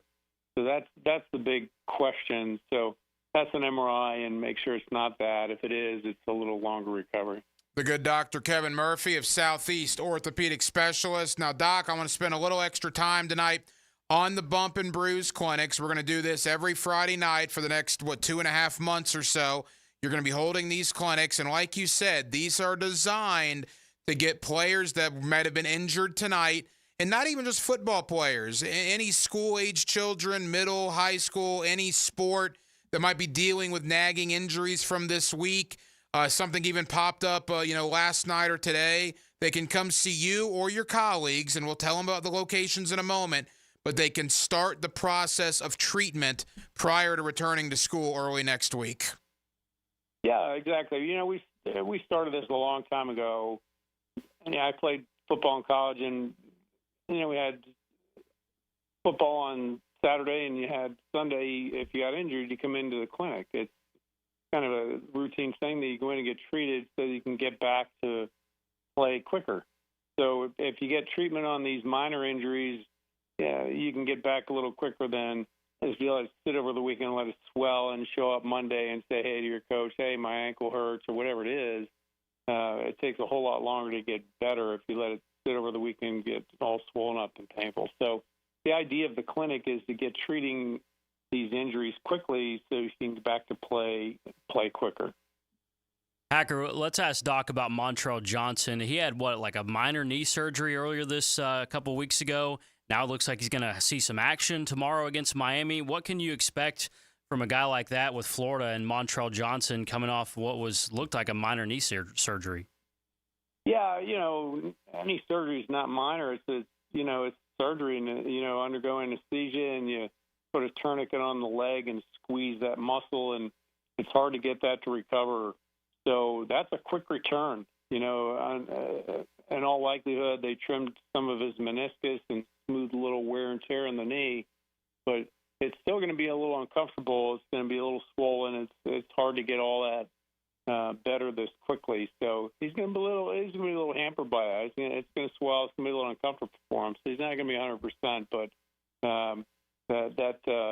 certainly, with the rehab and so forth, you can get back quickly these days, but that's a pretty quick return for him. Yeah, word is he's going to give it a go, or at least try to give it a go tomorrow against the Miami Hurricanes. All right, Dr. Kevin Murphy, let me ask you this before I do my annual quiz with you. Have the 3 locations stayed the same from the past? No. No, they have. Okay, so where are the Bump and Bruise clinics now this year? So check the website because we've spread these things out. So we've got 4 of them now. I'm at Cortex, which is a new location on US 1. We've still got the other clinics, and we've got another one in St. Johns County. So it's really a big deal to get in there, and we obviously spread them out to give more access to our football and all athletic participants to get them in there quickly. So now 4 Bump and Bruise clinics, Southeast Orthopedic Specialists. Doc, tomorrow morning, right? Saturday morning, what time should people begin arriving to these clinics? Yeah, 9 to 10 is the hour, so get on up early and get in there, and we'll get you going and get going on getting your treatment going. Absolutely fantastic. Again, it's a service that is absolutely terrific by Dr. Kevin Murphy and his colleagues and the good folks over there at Southeast Orthopedic Specialists. Doc, another football season has begun. We'll talk to you all season long. Thank you as always. We'll do it again next Friday. Here we go, boys. Thank you. The good doctor, Kevin Murphy of Southeast Orthopedic Specialists. Not every Friday night we get to talk to the Mangler. All right. When the Mangler calls up, you got to take that phone call. My buddy Greg Huntington, former Jacksonville Jaguar, with us here under the Friday Night Lights. Greg, how we doing? Okay. What's going on tonight, my friend? Well, I got sucked into coaching offensive line for the Harvest Community School, where all 3 of my girls have gone, and I needed an offensive line coach, so I stepped up, and we weren't successful. It was 22-6, but major improvement from the week before. You know, it's interesting. You are now coaching. Aaron Beasley is now coaching. I talked to Reggie Hayward, who's over on Mo Williams' staff, along with Joe Zelenka and Greg Jones and Roy Miller. I mean, there are a ton. Leon Searcy's doing some things. So is Darius. I think Sofa is with Beasley over at Duval Charter. Yep. Coach, there are a ton of former Jacksonville Jaguars that are giving back to the game by now coaching high school. What is it about giving back to the game? Because, man, a lot of you guys are doing it, and we're very appreciative of it. Well, truth be told, I mean, I really never had any desire to be a full-time coach. I always liked to do camps and maybe pouring the kids for like 2 days. But I got thrown into this situation, and there really wasn't anything inside of me that wanted to do it. But then I thought about, the seniors and the juniors, that this might be the last time that they play football in general. Not a lot of guys go to the next level. So I felt like, I've been blessed with these gifts and talent, and I have a lot to offer. So I feel it's a responsibility to give back to the next generation. I really do. And Coach, I call you Coach because I guess you are one. But he's Greg, the Mangler, man. Come on. The Mangler. My man Gibby. That's right. Good to talk to you, man. One thing about it, and people, I think one time when you play football and then you get out of football, you don't realize the impact until you're done with coaches that have the impact that coaches have on your life. And the impact that coaches can have on youth is just a significant thing. I would agree. One of the reasons that I never necessarily wanted to go into coaching is because a lot of times coaches have to place their own families on the altar of sacrifice, especially like at the college level with recruiting. And then I've even seen it in the NFL.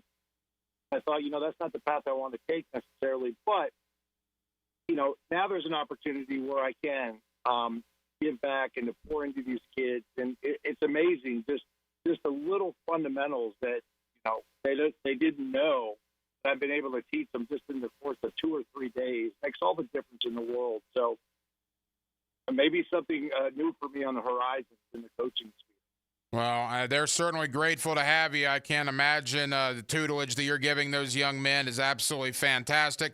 Greg Huntington, former NFL offensive lineman. Coach, we worried about West Virginia tomorrow? I think with any home opener on the road, you got to be worried. Coach Franklin has done a good job year in and year out. I always say Penn State's good to be 10-2, 9-3. Now things have changed a little bit with the Big Ten, and they're not necessarily doing conferences, so we're not locked into playing Michigan and Ohio State. We didn't necessarily fare well against over the course of those years.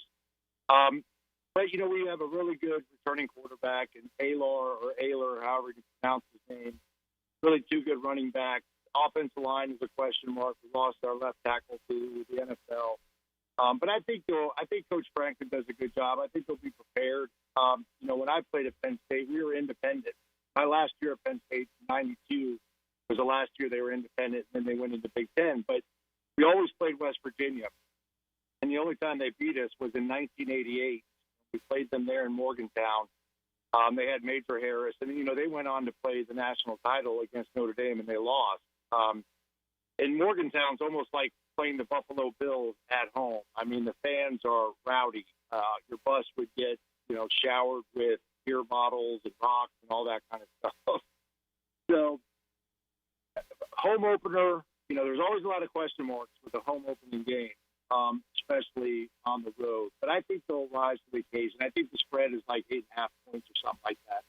But I feel confident they'll come out with it. Well, Coach, congratulations on the new adventure at Harvest Community. Let us know how it's going, and we'll talk to you in the near future, pal.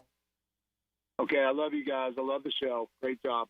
Greg Huntington, former Jacksonville Jaguar, and that's cool, man. There are a lot of former Jaguars that are giving back to the game. There are, and I actually heard he's not coaching. He told me he wasn't coaching, but David Garrard, he comes in each week with Dempsey and Tony on Jaguars Today, and him and Denmark are talking off the air, and I'm like, are you coaching, Dave? And he's like, no, I think his kid plays. But, it's really cool to see the former Jags get in there and coach them up. Well, it's like Providence. I had Reggie Hayward in studio on Hacker After Dark, and, it's him. Mo Williams is the head coach. Yeah. Zelinka and Roy Miller and Greg Jones are all on that staff. That's crazy. I think most of them have kids on that team. Well, think about being a player and being coached by guys like that. Absolutely wild. So much you can learn, Well, let's talk to a man that knows all about coaching and all about winning out of Bradford County. Head coach Jamie Rogers of the Bradford County Tornadoes with us here under the Friday Night Lights. Coach, congratulations. Yes, sir. What's up, fellas? Thank y'all for having me. I'm sorry I'm a little late. Oh, no, you're good, Coach. We always appreciate the time. We obviously didn't get to chat last week. A big win over Baker. You get it done tonight as well. You must be very pleased on the start of your season. Yeah, absolutely. Weeks 1 through 4, not to take away from the rest of our schedule, but I'll put our 1 through 4 up against anybody with Lake City, actually Columbia in the kickoff classic, then Baker, Dunnellon, South Sumter, and Mandarin. I'll stack that against anybody. So very fortunate to come out with the win tonight. Dunnellon was super physical, but our offensive line put it away in the second half. Yeah, and you've been doing this so long. You've been successful every place you've been. Talking to people that cover high school football, when I brought up Bradford County this offseason, I said, I don't know, man. They lost a lot. They lost a lot of good players, and you lose a lot of good players every year. Yet here we sit 2 weeks into the year, and you have 2 really good wins over 2 really good teams. I mean, it's just a matter of reloading at this point for you guys, right? Well, I think it's a part of it's cliche to throw out the culture word, but it's part of the experience. We got a lot of guys that have played a lot of snaps for us over the last couple of years that were able to get in at the end of some games. So it's not all brand new to them, but I mean, first year I think we had 4 or 5 kids sign, and then last year I think we had 7 signed. So to lose 11 or 12 guys that have went on to play college football in the last 2 years, and to be able to, to keep it going, I think it says a lot about, our process and what we do and the way we train kids in the off season and things like that. Coach, really appreciate you jumping in with us in the studio Tuesday morning. That was a lot of fun. Tell me about the guys on the field tonight who performed well for you. Up front, I mean, I'll see if I can call them all. Jacob Ferguson, Kyron Green, Ridge Bradley, Dominic McBride, and Caden Carter. All 5 of those guys took over the game. We went double tight in the second half, and we had 2 tight ends go in, Mullins and Cochran. Both of them did an outstanding job. We got in the eye, and tried to get downhill and run some power football at them, and basically challenged our offensive line to finish the game, and they did. They had 2 or 3 long scoring drives in the second half to put it away. Coach, as we wrap up, you mentioned your schedule, and I agree. Those first 4 games are unbelievable.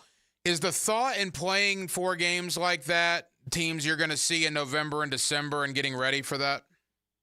Sure. Well, if we're 2A, so I think Dunellen's 3. I know South Sumter's 3. The South Sumter's in the top 5. Dunellen was in the top 10 coming in, and then Mandarin I think is number 1 in 6A or 7A if I'm not mistaken. We won't see them, but we'll see teams like them. We in our region we have Cocoa, who's probably cost us the last 2 state championships the last 2 years, and then the Berkeley Prep out of Tampa. They're all in our region. Not sure how a team from Tampa gets in our region, but nonetheless, both those teams will be in the top 5 and 2A at the end of the season. So yes, it does prepare us at the end of the season. Coach, I got to ask you about this guy. One of your former players at Baker County, Cooper Hodges, just made the Jaguars' 53-man roster. How proud are you of Cooper and what he's done? He hasn't had a chance to play a whole lot because he got injured last year, but to make that Jags 53, that's got to be pretty cool for you. Man, you talk about a dream for a kid to be 30 minutes away and play high school football, and the greatest compliment I could give Cooper is that from day one when I walked in that building, he never let anyone outwork him. No skill guys, no other linemen, nobody ever worked out. And I was just talking to the guys. I was up at the stadium Wednesday afternoon, just talking to everybody around there when they said, hey, you got to coach Cooper in high school and this and that.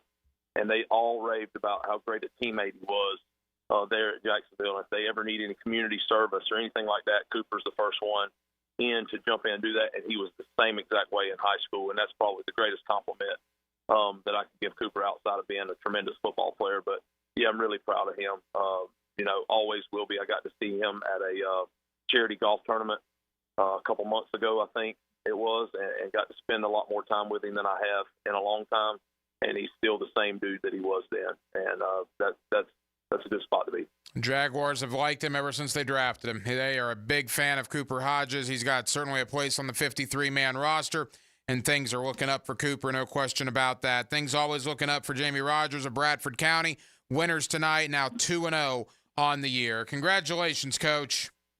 Thank you, guys. I appreciate you for having me. There you go. Appreciate you for joining us here under the Friday Night Lights. All right. We'll get a couple of more victorious head coaches. We're going to try to track down Ponte Vedra. We got to talk to Zach Harbison of Decoy Creek after a double OT win. Try to get a couple more as well. We got to get to the Gatorade Player of the Week. We're also going to get to our new features, the San Jose Collision of the Night, and the Premier Win of the Night, all coming up courtesy of Premier Physical Therapy. That's all coming up under the Friday Night Lights with Andrew Gibson, the hacker Ryan Green with you. Jacksonville, we're glad you're with us. A couple of segments to go here. 1010XL and 92.5 FM. Mess with black and teal, and you'll be black and blue when the day is through. 1010XL, home of the Jaguars. Here's Linda Beaver. Hey, school's in session, and here's today's lesson. We have hundreds of certified vehicles to choose from, starting as low as $89.99. Plus, they come with a 7-year, 100,000-mile peace of mind warranty and free oil changes. That means you and your soon-to-be drivers will be protected. Plus, every purchase allows us to fund teachers' projects for the entire school year. Your next assignment, get to Beaver Toyota in St. Augustine or Beaver Chevrolet in Jacksonville. Deadline August 31st. We're here to wow you and our teachers. Hello, First Coast. I'm sure by now you have seen our bright green GFL trucks and containers throughout the greater Jacksonville area. We're an industry leader in solid waste and would love the opportunity to earn your business. We're committed to customer service, reliability, and have an unwavering focus on safety. Whether commercial or construction, let us haul your waste away. Call 904-760-5880 to get a quote today from GFL, Green for Life. Time now for a medical recap. A health and wellness tip from Jaguars head team physician, Dr. Kevin Kaplan. Regular movement is key to so many health benefits. Aim for at least 10,000 steps a day. Decide to only take the stairs if you're walking less than 6th floor. Never park in the first 10 spaces of the parking lot. Walk during your work breaks. Get up 10 minutes earlier in the morning and take a short, brisk walk before the chaos of the day starts. There are so many easy ways to stay active. Let's get moving, Jacksonville. Here's your 1010XL community calendar of local events and nonprofit groups helping people here at home. It's poker with a purpose. The Hold'em for Life Texas Hold'em Tournament at Blessed Trinity Parish Hall benefits the Women's Help Center with a focus on expectant mothers and newborns. If you'd like to play or sponsor, call 904-868-8873. Help make Jacksonville safer and play a round of golf at the First Coast Crime Stoppers Golf Tournament, October 21st at Amelia River Club. If you could benefit from a grief and loss support group, call Haven Hospice at 279-1677. Having a mentor can positively change a young life right here in Jacksonville. It only takes 4 to 7 hours a month to be a big brother or big sister and change a life forever. Become a big today at bbbsnefl.org.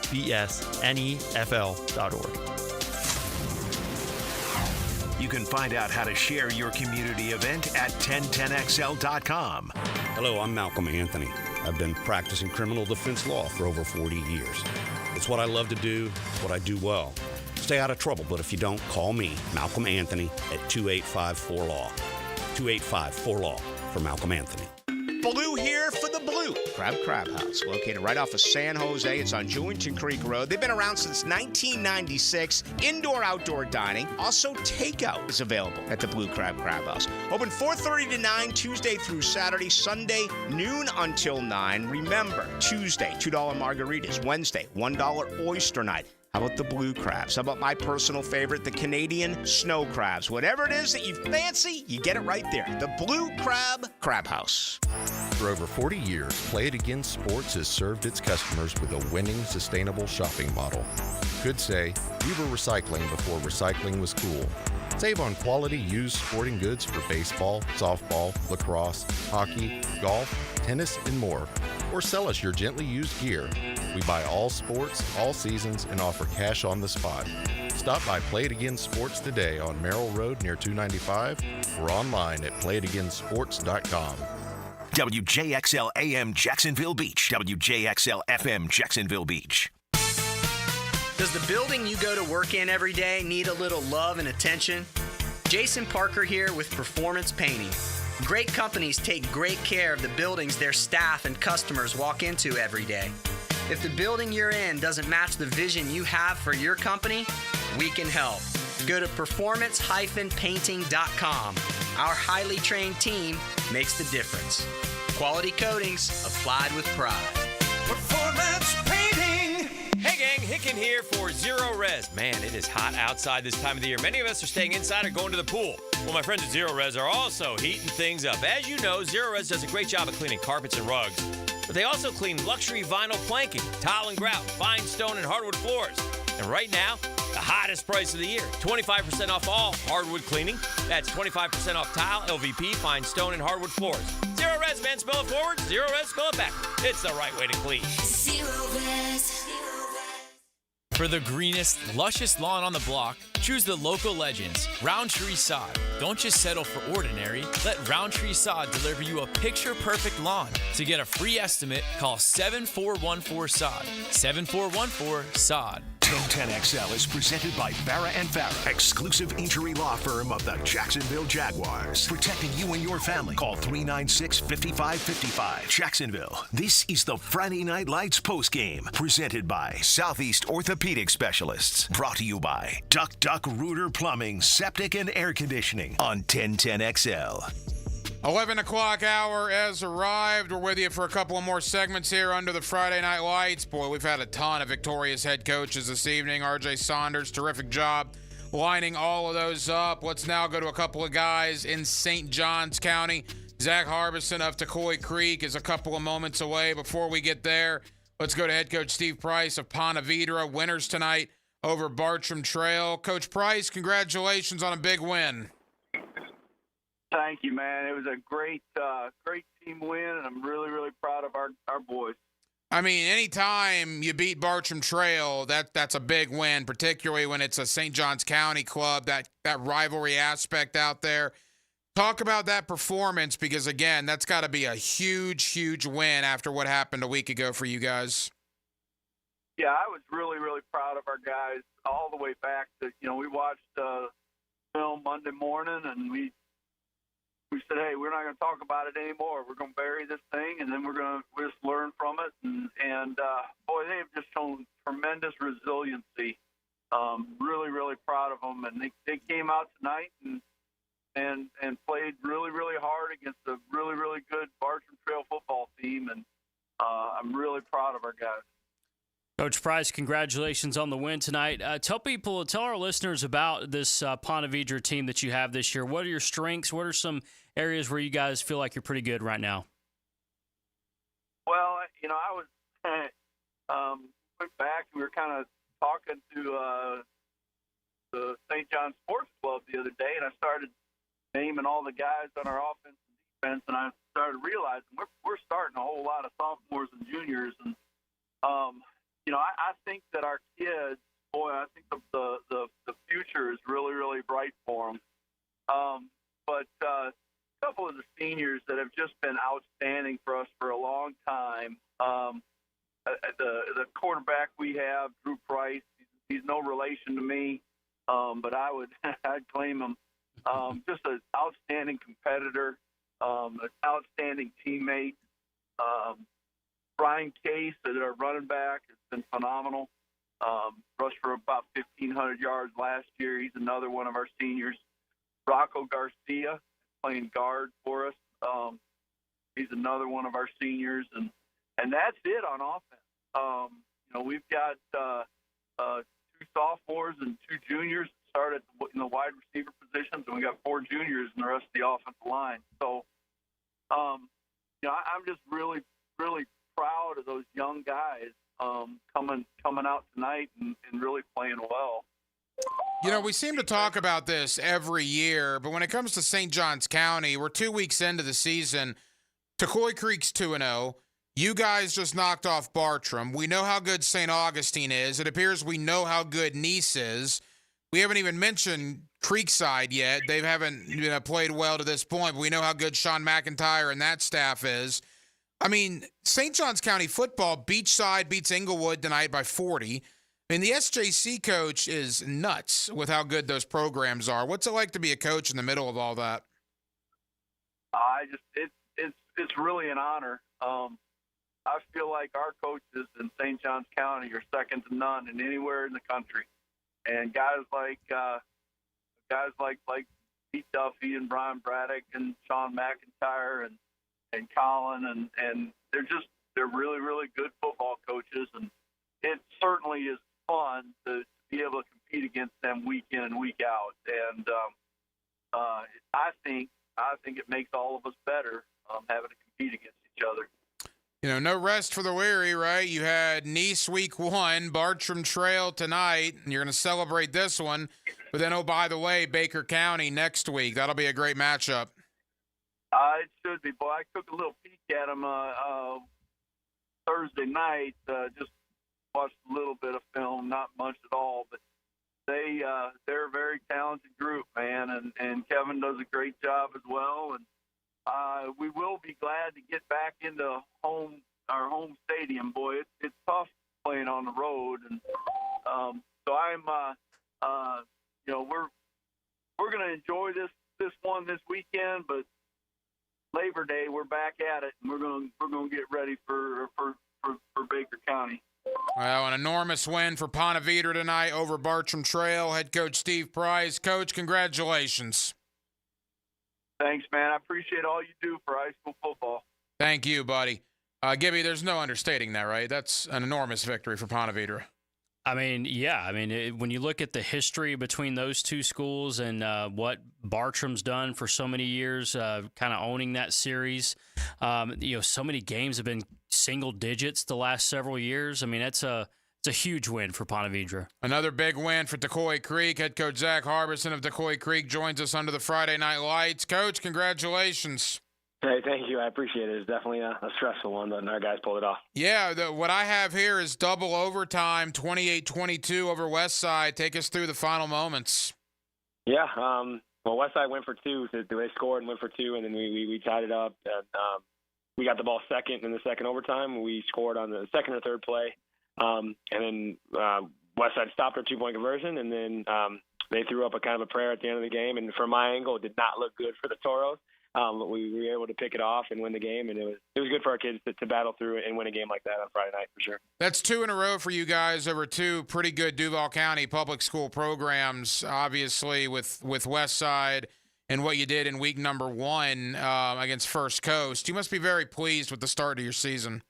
Yeah, it's really good to be 2-0. We had some guys that were banged up the last couple of weeks, and it was good to win without them. But it's I don't know. Anytime you win is good, man. I'm a little frustrated with how we played, but we'll get better as we continue to progress through the season for sure. Coach, great to talk to you. We had you in the studio a couple weeks ago on the drill. Your boy Ryan Kilmer came with you. Tell me about Kilmer tonight. How did he perform? He was good. He was really, really good in the run game. We were struggling to gain separation on the perimeter, and we kind of put it on our running backs, Davian Garcia and Vincent Galella. And Ryan Kilmer, man, and we just decided to run the ball. We probably ran it about 80% of the time tonight. He really stepped up and had some huge carries for us to lead us to victory tonight. You're going to be on 92.5 FM next week against Bishop Kenny. That's going to be fun. That's 2-0 Bishop Kenny, 2-0 Tocoi Creek, Duval County versus St. Johns County. That should be a good one next week, Coach. Yeah, Coach Krause is awesome over there. I've played them the last 5 years, I think twice at Inglewood, 2 years here. That's 4, I guess. But they're well-coached kids. They compete, and they're really, really talented. It's always fun to compete against those guys. And our kids will be ready, man. We're excited to get prepared for them starting Monday. Well, congratulations on the win, 2-0 for Tocoi Creek. Head coach Zach Harbison. Coach, we'll be listening next week here on 92.5 FM. Appreciate you guys. Have a great holiday. Big win for Tocoi Creek tonight. Gibby, I'll give you the floor to introduce one of our new sponsors to the Friday Night Lights. Yeah, we're excited to bring on San Jose Collision. They bring you each week the Collision of the Week. Now, the Collision of the Week. Brought to you by San Jose Collision. And thanks to our friends at San Jose Collision, go see Taylor and Rodney. They'll hook you up. If you've ever scratched up your car, if you've ever done anything that requires auto body service, you won't find anybody better than San Jose Collision over in Mandarin. They have fixed up 2 of my cars. The car I'm driving now had a little scratch, and they fixed it good as new. Go see San Jose Collision. They can really fix you guys up nicely. They're big supporters of high school football. And the collision of this week, going into it, this was a really hyped-up game. Bolles and Trinity Christian, that's our collision of the week, brought to you by San Jose Collision. And look, anytime Bolles and Trinity meet one another, it's always a good matchup, but maybe an eye-opener tonight, maybe an eyebrow raiser that Bolles was able to put it on Trinity tonight. And look, Bolles has got a lot of upperclassmen. Trinity's probably playing more, sophomores and freshmen than you're used to seeing, but Bolles beat them tonight 41-7. It was a nice response by the Bulldogs, too. After what happened against Raines last week, you're playing Trinity Christian on the road. I believe that game was at Trinity Christian. And, look, Trinity's got to replace Colin Hurley. They got to replace a lot of really good players, but Trinity reloads. Young guys or not, Trinity doesn't normally lose 41-7. So maybe a bad night at the office for Trinity, but give Bolles credit. That is a dominating win over a very good Trinity Christian football team. So that, to me, probably, I don't know if it erases last week's loss to Raines, but certainly a lot of better feelings on San Jose Boulevard with the Bolles Bulldogs after this week's performance. Yeah, and we were talking earlier tonight on the show about just the response that Bolles has shown. And I think when you have a team like Bolles, when they have some juniors and seniors that are really the leaders of this football team, you're going to see a quick response when you have leaders like that. You look at Ethan Drum. He's the Bolles quarterback. He just committed to Georgia State back in June. A guy like Chase Collier, one of their top wide receivers, he's committed to Baylor. So Bolles has got some really good talent on their football team. Trinity has got some guys that maybe give them a couple years, you're really going to start hearing some names of these freshmen and sophomores. I think they may have even got some 8th graders playing right now for Trinity. They're really young, but as you said, Hack, they reload. We'll give you a complete scoreboard update. We also got to give out a game of the night, a Gatorade player of the night, much more to do. We're with you for a couple of more segments under the Friday Night Lights. As always, it is the Southeast Orthopedic Specialist. Friday Night Lights, we are presented by Duck Duck Rooter, Plumbing, Septic, and Air Conditioning with Andrew Gibson and RJ Saunders, the hacker Ryan Green with you right here on 1010XL and 92.5 FM. Join the 1010XL Podcast Network. Okay, excellent show, everyone. Now you can find all your favorite 1010XL podcasts in your platform of choice. Awaken 180 weight loss. Awaken 180 weight loss. You know, I was at high school media day a few weeks back, and I hadn't seen a lot of the coaches since I went on this weight loss journey. And when they saw me, they couldn't believe it. That's what happens when you lose over 90 pounds in 6 months. That's what I'm down, over 90 pounds in 6 months. From 317 pounds on February 20th to, as we sit today, 225 pounds. And it's all thanks to the great folks at Awaken 180. It's life-changing. It's probably life-saving, and I don't say that lightly. They probably saved my life. If it's time for you to lose weight, like it was for me, whether it's 10, 20, 30 pounds, or whether you have a ton of weight to lose like I did, I cannot possibly recommend Awaken 180 Weight Loss enough. Go check them out, awaken180weightloss.com. You could be their next success story. In 6 months, you could be the one down 90 pounds. It's Awaken 180 Weight Loss. You go into your shower feeling, but as soon as you reach for the Irish Spring, your day immediately gets better. That crisp, fresh, unmistakable Irish Spring scent zings your brain and awakens your senses. So when you finally emerge from the shower, 37 minutes later, because you pay the water bill so you can stay in there as long as you want, you're ready to take on the day and smell great doing it.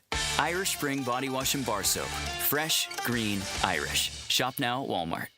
Collisions happen on every play in football. Collisions also happen every day on the road. If you need auto body repair, from a $30 job to a $30,000 job, trust San Jose Collision in Mandarin. How far is it from the surface of the earth to the core of the earth? Is your home your most valuable asset? It is for most of us, and Southern Oak Insurance recommends an annual review.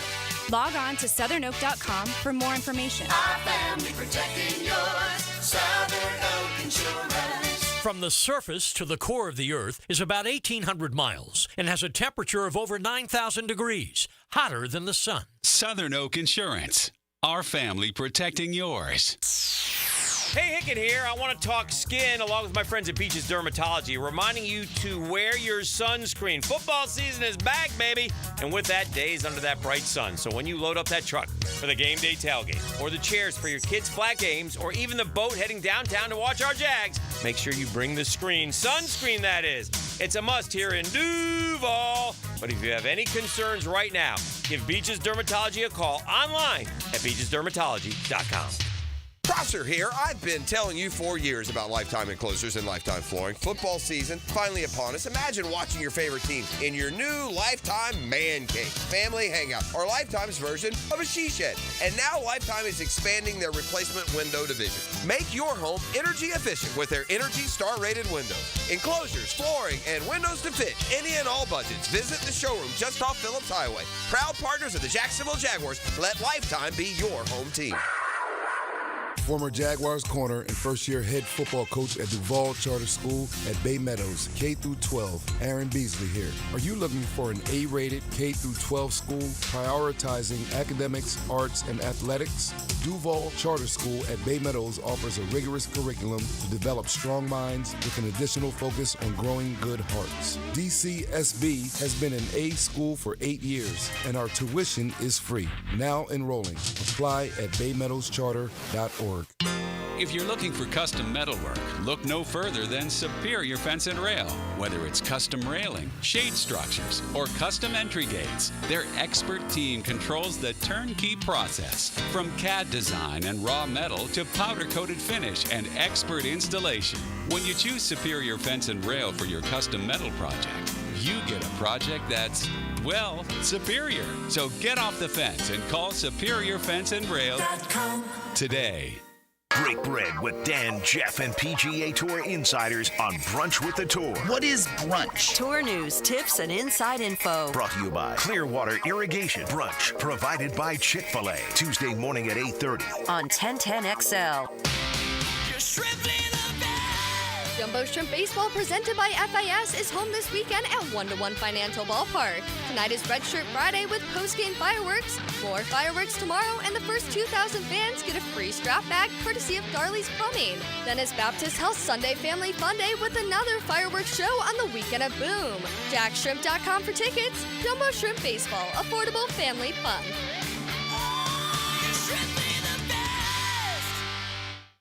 Hey, it's Matt Hayes. Back to work, back to school. Soon we'll be settling back into a routine. I say don't settle. Mix that routine up with my friends at Awaken 180. Fast, easy, and free support for life. Awaken180weightloss.com.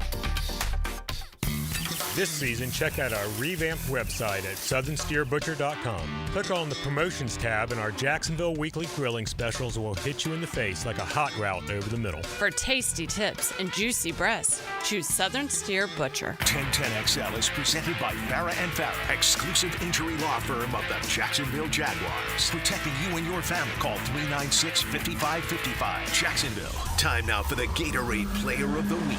Gatorade, the world's #1 sports drink and the proven fuel of high school athletes. Nothing beats Gatorade. Find it at your local Winn-Dixie. Well, Gibby, sometimes it's hard to find a Gatorade Player of the Week. Tonight, it was not hard to find a Gatorade Player of the Week. No, it was not. Tashawn Gelsey had a monster night tonight for Riverside. Recently committed to the Gators, right? Yeah, I talked to him at High School Media Day.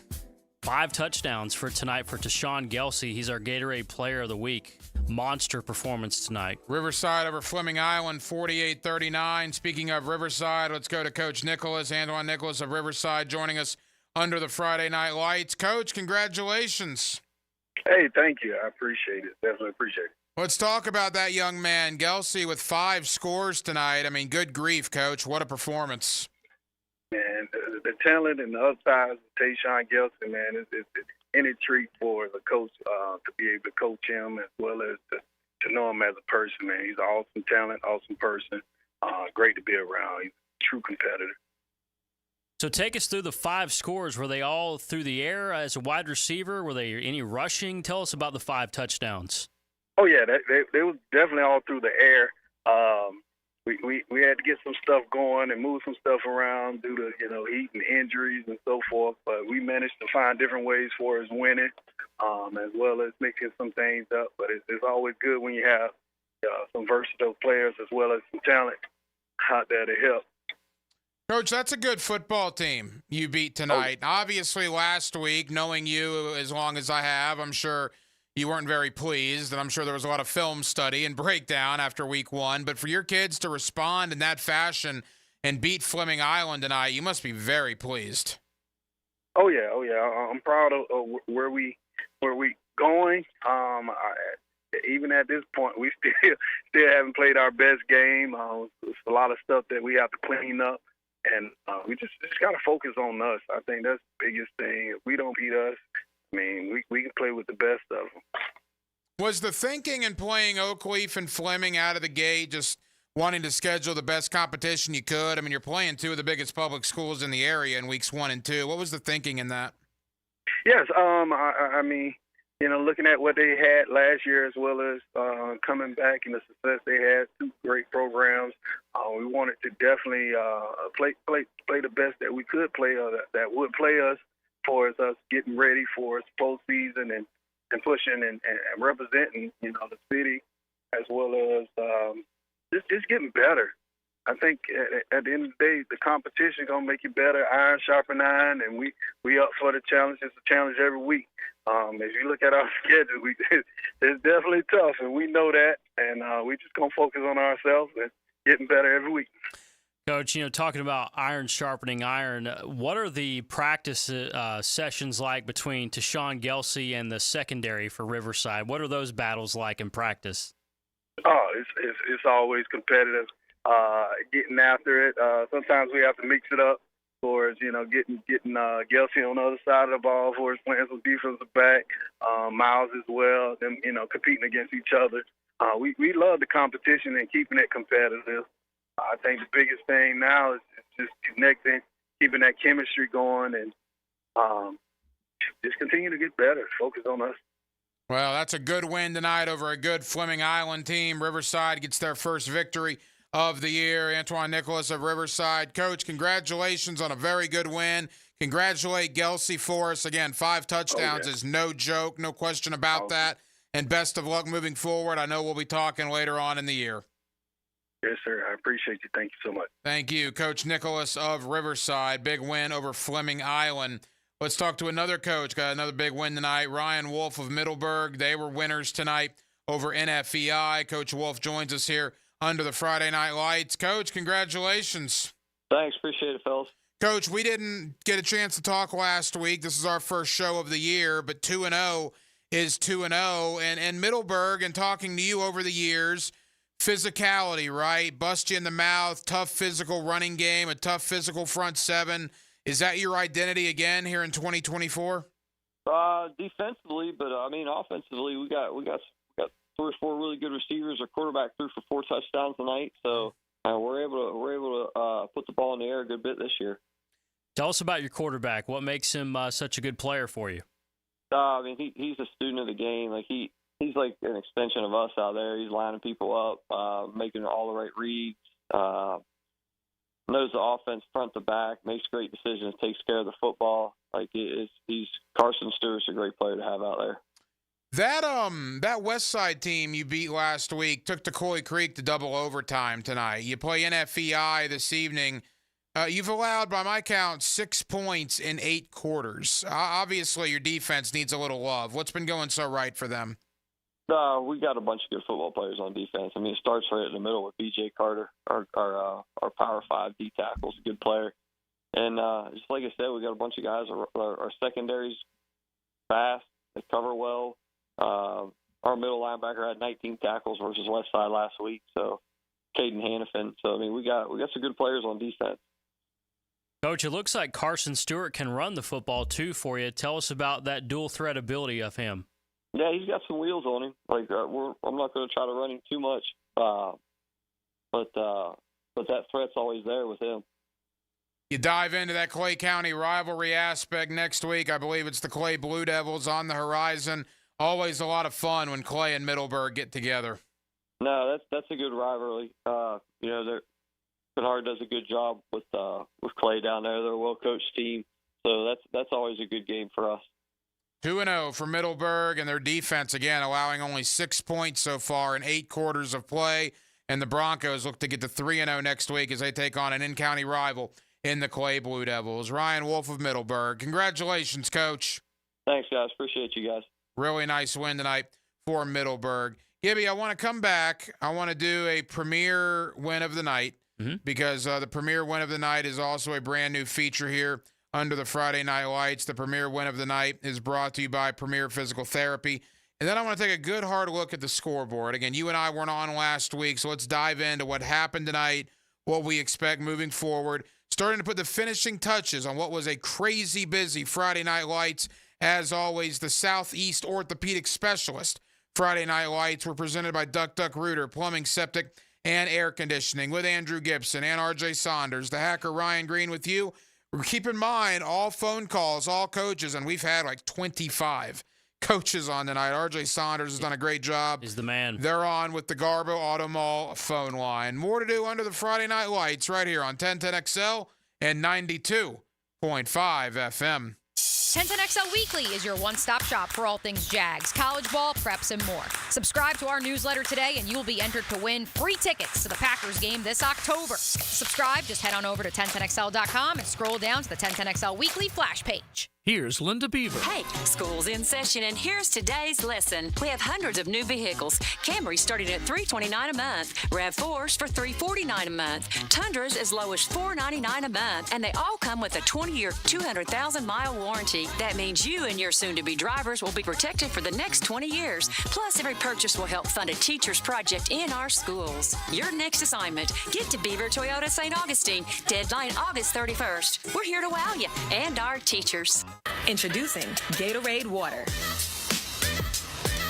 Alkaline and electrolyte infused for great taste. Gatorade Water, always in motion. Find it at your local Winn-Dixie. For the athletes who give everything, nothing beats Gatorade, the studied, tested, and proven fuel of the world's greatest athletes. Gatorade Water, proudly supporting high school sports on the First Coast.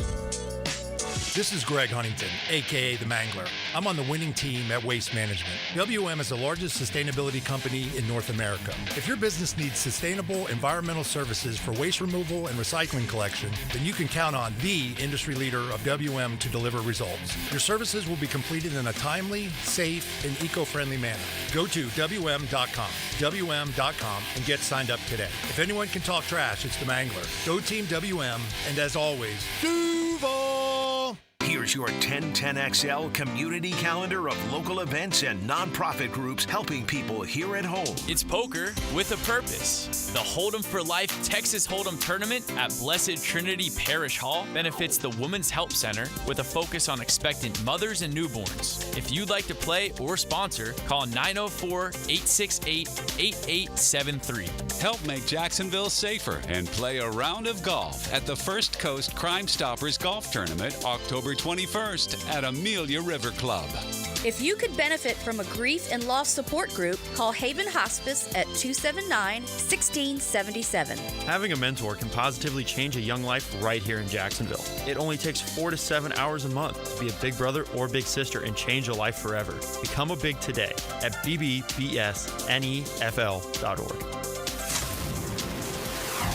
You can find out how to share your community event at 1010XL.com. This is your Mad Dad's Update with Chapter President Donald Ford. In our effort to curb crime, drugs, and violence during the summer months, we are offering Friday Night Lights. It has already started and will be going until school starts back. It is every Friday night from 6:30 to 9:30 at the Blacktop, 5732 Normandy Boulevard, and behind the Potter's House Christian Academy. We manage 3 basketball courts. You are not running on the cement. We have covering on each court. The Lakers, the Magic, and the Heat. Ages 15 to 40 years old. This will give them something to do other than selling drugs and getting into trouble. We have monitors there giving leadership. We have to wake up, stand up, and speak up. Hit me on Facebook and tell me what you think. Or MattDadJacksonville.com. Instant Keys. You don't have to go to the dealer. Instant Keys comes to you. Instant Keys saves the day if you have lost or broken keys. They can program new keys and remotes for nearly every make and model of vehicle at a fraction of the dealership cost. Fast, honest, and reliable locksmith service. Call 722-1111. Instant Keys. Instant Keys. You don't have to go to the dealer. Instant Keys comes to you. Hon, what do you say we go to the supermarket today? Again? Weren't we just there yesterday? Well, yeah, but it's just so nice and cool in there. Why don't we just get our air conditioning fixed? Can we afford it? We can with Duck Duck Air Conditioning. They offer financing. Oh, cool. Yes, it will be. Beat the Florida heat with Duck Duck Air Conditioning. Jacksonville area's AC experts. Repairs to new installations. Trust the Duck to keep your cooling costs low. DuckDuckAC.com. Share your voice anytime on the 1010XL text line. Are you serious? Installed by Lifetime Flooring. I gotta say, you're totally blowing my mind right now. If you can't call or email, text us. 641-1010. Hey there, all you sports dads rocking the best dad bod possible. We love seeing you eat tacos by the handful, and we love it when you bring your kids here too. For years, Lucy claimed that her favorite thing on the menu was sopapillas, with a big scoop of ice cream. I know that's not a taco, but that never stopped her. I was shooting for Dad of the Year anyway, so I just let it happen. Taco Lou's a great place to bring the family. There's something for everyone, as long as it starts with a taco. And a margarita for mom is always a good thing. At Taco Lou in Jacksonville Beach. 1010XL is presented by Farah & Farah, exclusive injury law firm of the Jacksonville Jaguars. Protecting you and your family. Call 396-5555. Jacksonville, the Southeast Orthopedic Specialist Friday Night Lights. Brought to you by Duck Duck Rooter Plumbing, Septic, and Air Conditioning on 1010XL. Yes, it is. Complete scoreboard update coming up in just a moment. A very interesting night of scores, but there was one team. There's actually a couple of teams, but there's one that kind of stood out to me as kind of a barometer win, a big win for that team. And every week here under the Friday Night Lights, we will give you a premier win of the night brought to you by Premier Physical Therapy. And RJ Saunders, let's do that right now. Who's a winner? Now, the Premier Physical Therapy Premier Win of the Night. Whether recovering from injury, surgery, or improving overall function, Premier Physical Therapy provides personalized treatment with compassionate care. They got 3 great locations, Ponte Vedra, San Pablo, and Phillips Highway. Dr. Chris Kopp and his team can be found at Premier PT Jacks. That's PremierPTJacks.com. And we certainly welcome to the Friday Night Lights family Premier Physical Therapy. Honorable mention, Ponte Vedra over Bartram Trail. That's an enormous win. But Ponte Vedra has had a lot of enormous wins in their time. Mm-hmm. I'm going to give a little love to Christ Church Academy. Here's a guy in Justin Sermon, second year as head coach at CCA. They were 2-0 coming into tonight, playing Paxson. Paxson's a team that just beat Wolfson by like 40 last week. Paxson was a barometer game for CCA. And Christ Church Academy gets it done. I believe the final score was 21-7. Christ Church Academy goes to 3-0 on the year. Again, when you win a, quote, barometer game like that, that's a premier win. So I thought it was definitely made sense to say that Christ Church Academy, one of the biggest wins of the night, and because of that, they are the premier win of the night, brought to you by Premier Physical Therapy. Yeah, it's a good call. CCA is really starting to build something there, both on the field and facility-wise. They're really improving their facilities. And look, I mean, you get a win like that, and like you said, 21-7 against Paxson, that's a program builder, right? I mean, that's showing that the arrow is pointing up and in the right direction. And I don't want it to seem like they weren't good under Jim Stomps, because they were. But you know, the new facility is coming to their brand new school on Greenland Road. They're currently still playing off Old St. Augustine. How about this? They got to play all their home games before Halloween because they can't use that place anymore after Halloween. Oh, wow. So that's why they're building the brand new facility off of the Greenland Road campus. But congratulations to head coach Justin Sermon, defensive coordinator Travis Hodge, and everybody over at CCA for a big victory tonight over Paxson. Having said that, Gibby, there were a lot of big wins of the night all over Northeast Florida. As we look at the scoreboard, clearly Ponte Vedra over Bartram Trail is one that stands out to me. It does. Ponte Vedra and Bartram Trail, that's a huge, huge rivalry down there in St. Johns County. Bartram Trail has kind of owned that series over the last many years that they've played. And for Ponte Vedra to come in, we just had Coach Price on earlier. Those guys are really starting to improve. And Brian Case, the running back, I remember that name. Coach just mentioned him when we were talking to him. The running back for Ponte Vedra last year had a huge year, and it sounds like he's having a really good start to 2024. So you talk about what Ponte Vedra did tonight. It's one of the top wins of the evening. Beachside over Inglewood, 58-14. It was Ribault, 18-16 over Jackson. That's a good win for the Ribault Trojans. Mandarin, 47-0 over Atlantic Coast. Mandarin goes to 2-0. Nice win. Big story, though. Their starting quarterback, Florida State commit Tramel Jones, left that game with what is believed to be an ankle injury. Have not gotten any update. We'll certainly know more beginning of the week. But nice win for Mandarin. Unfortunately, it's kind of overlooked a little bit by waiting to hear how bad we think the ankle is for Tramel Jones. Yeah, the backup came in and played well. Mandarin's stacked, man. They're across the board. They got D1 guys all over the place. Tramel Jones is a big loss, but I think that Mandarin was able to come in and polish off that victory tonight in a pretty good fashion. But yeah, obviously we have the thoughts in mind of Tramel Jones, and hopefully he's going to be able to come back strong. Our guy James Coleman on the staff there at Mandarin. I've noticed that James is really taking hold of that coaching job there. I think he's the running backs coach there, so that would make sense. A running back at Florida State back in the day, but. And also shout out to Jamie French today, the 5-star wide receiver from Mandarin, committed to Texas. So that's a pretty big deal. It's a huge deal. Congratulations to that young man, a 5-star. We don't get a lot of 5-stars very often in Northeast Florida. No. Jamie French, one of them, on his way to the Texas Longhorns. Other finals tonight, things that stood out to us. Riverside, 48-39 over Fleming Island. Fletcher, 28-14 over Parker. Baker County 35-7 over Palm Bay. That sets up a nice little matchup next week with Baker County and Ponte Vedra. Man, that'll be great. I mean, we had both coaches on tonight. They both won, so we have the winning coaches on. But both Coach Price and Coach Mays joined us, and Baker, they had to get up off the mat a little bit after their Week 1 loss against Bradford, and that was a huge rivalry. But Baker was able to get a win tonight.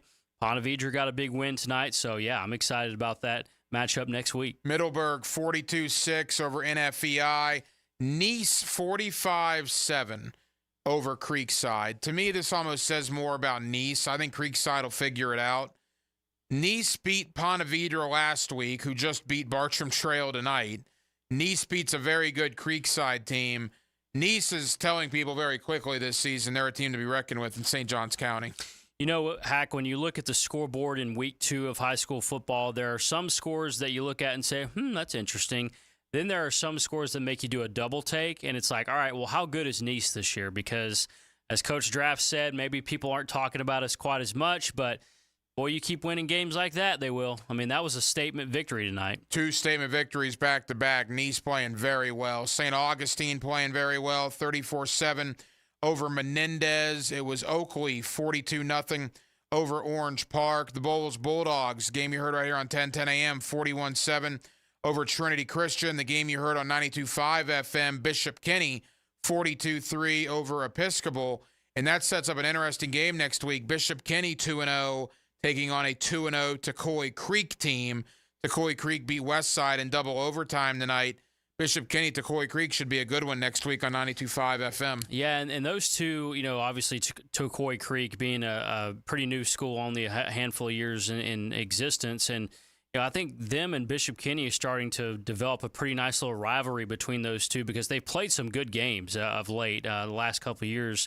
And Heidemann, the quarterback there, little guy really running around, making plays left and right for Bishop Kenny. And then Ryan Kilmer, the quarterback, if you ever see him, he looks like Trevor Lawrence. He's 6'6". He's got the hair like Trevor. Did you see the photo the Jaguars posted on social media? No. Oh, it was Ryan and Trevor. They posted a photo. Oh, wow. Both guys wearing number 16, both guys with the flowing locks. It was a really good picture. When he walked, he was here last week.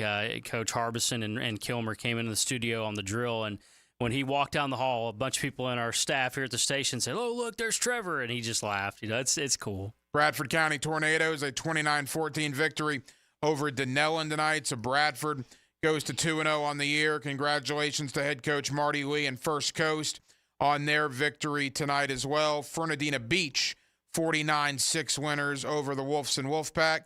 Congratulations, a game we haven't talked a lot about. Look at Clay, the Blue Devils, 23-20 over Yulee tonight. Nice win for head coach Kyle Kennard and the Clay Blue Devils. Yeah, that's a close game too. Yulee's played better football of late. Clay's always good. They've always got the talent there, the opportunity to be pretty good.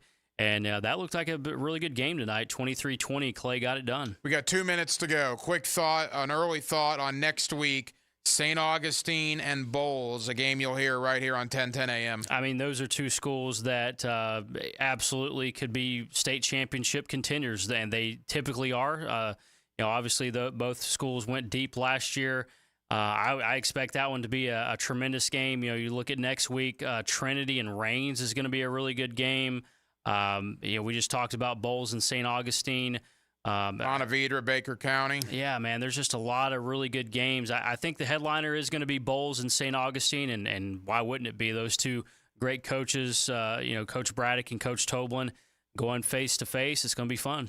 Gibby, we're off and running in 2024. Yes, sir. Looking forward to it. It's always fun under the Friday Night Lights. R.J. Saunders was your producer tonight and did an absolutely fantastic job. I'm the hacker, Ryan Green. Thank you, as always, to Southeast Orthopedic Specialist for bringing you the Friday Night Lights. We have been presented by Duck Duck Rooter Plumbing, Septic, and Air Conditioning. It has been a terrific night. We'll be right back here next Friday for Week 3 of the high school football season in Northeast Florida. Jacksonville, have a terrific Labor Day weekend, and we will talk to you next week on a Tuesday right here on 1010XL and 92.5 FM. Until then, Good night, Jacksonville.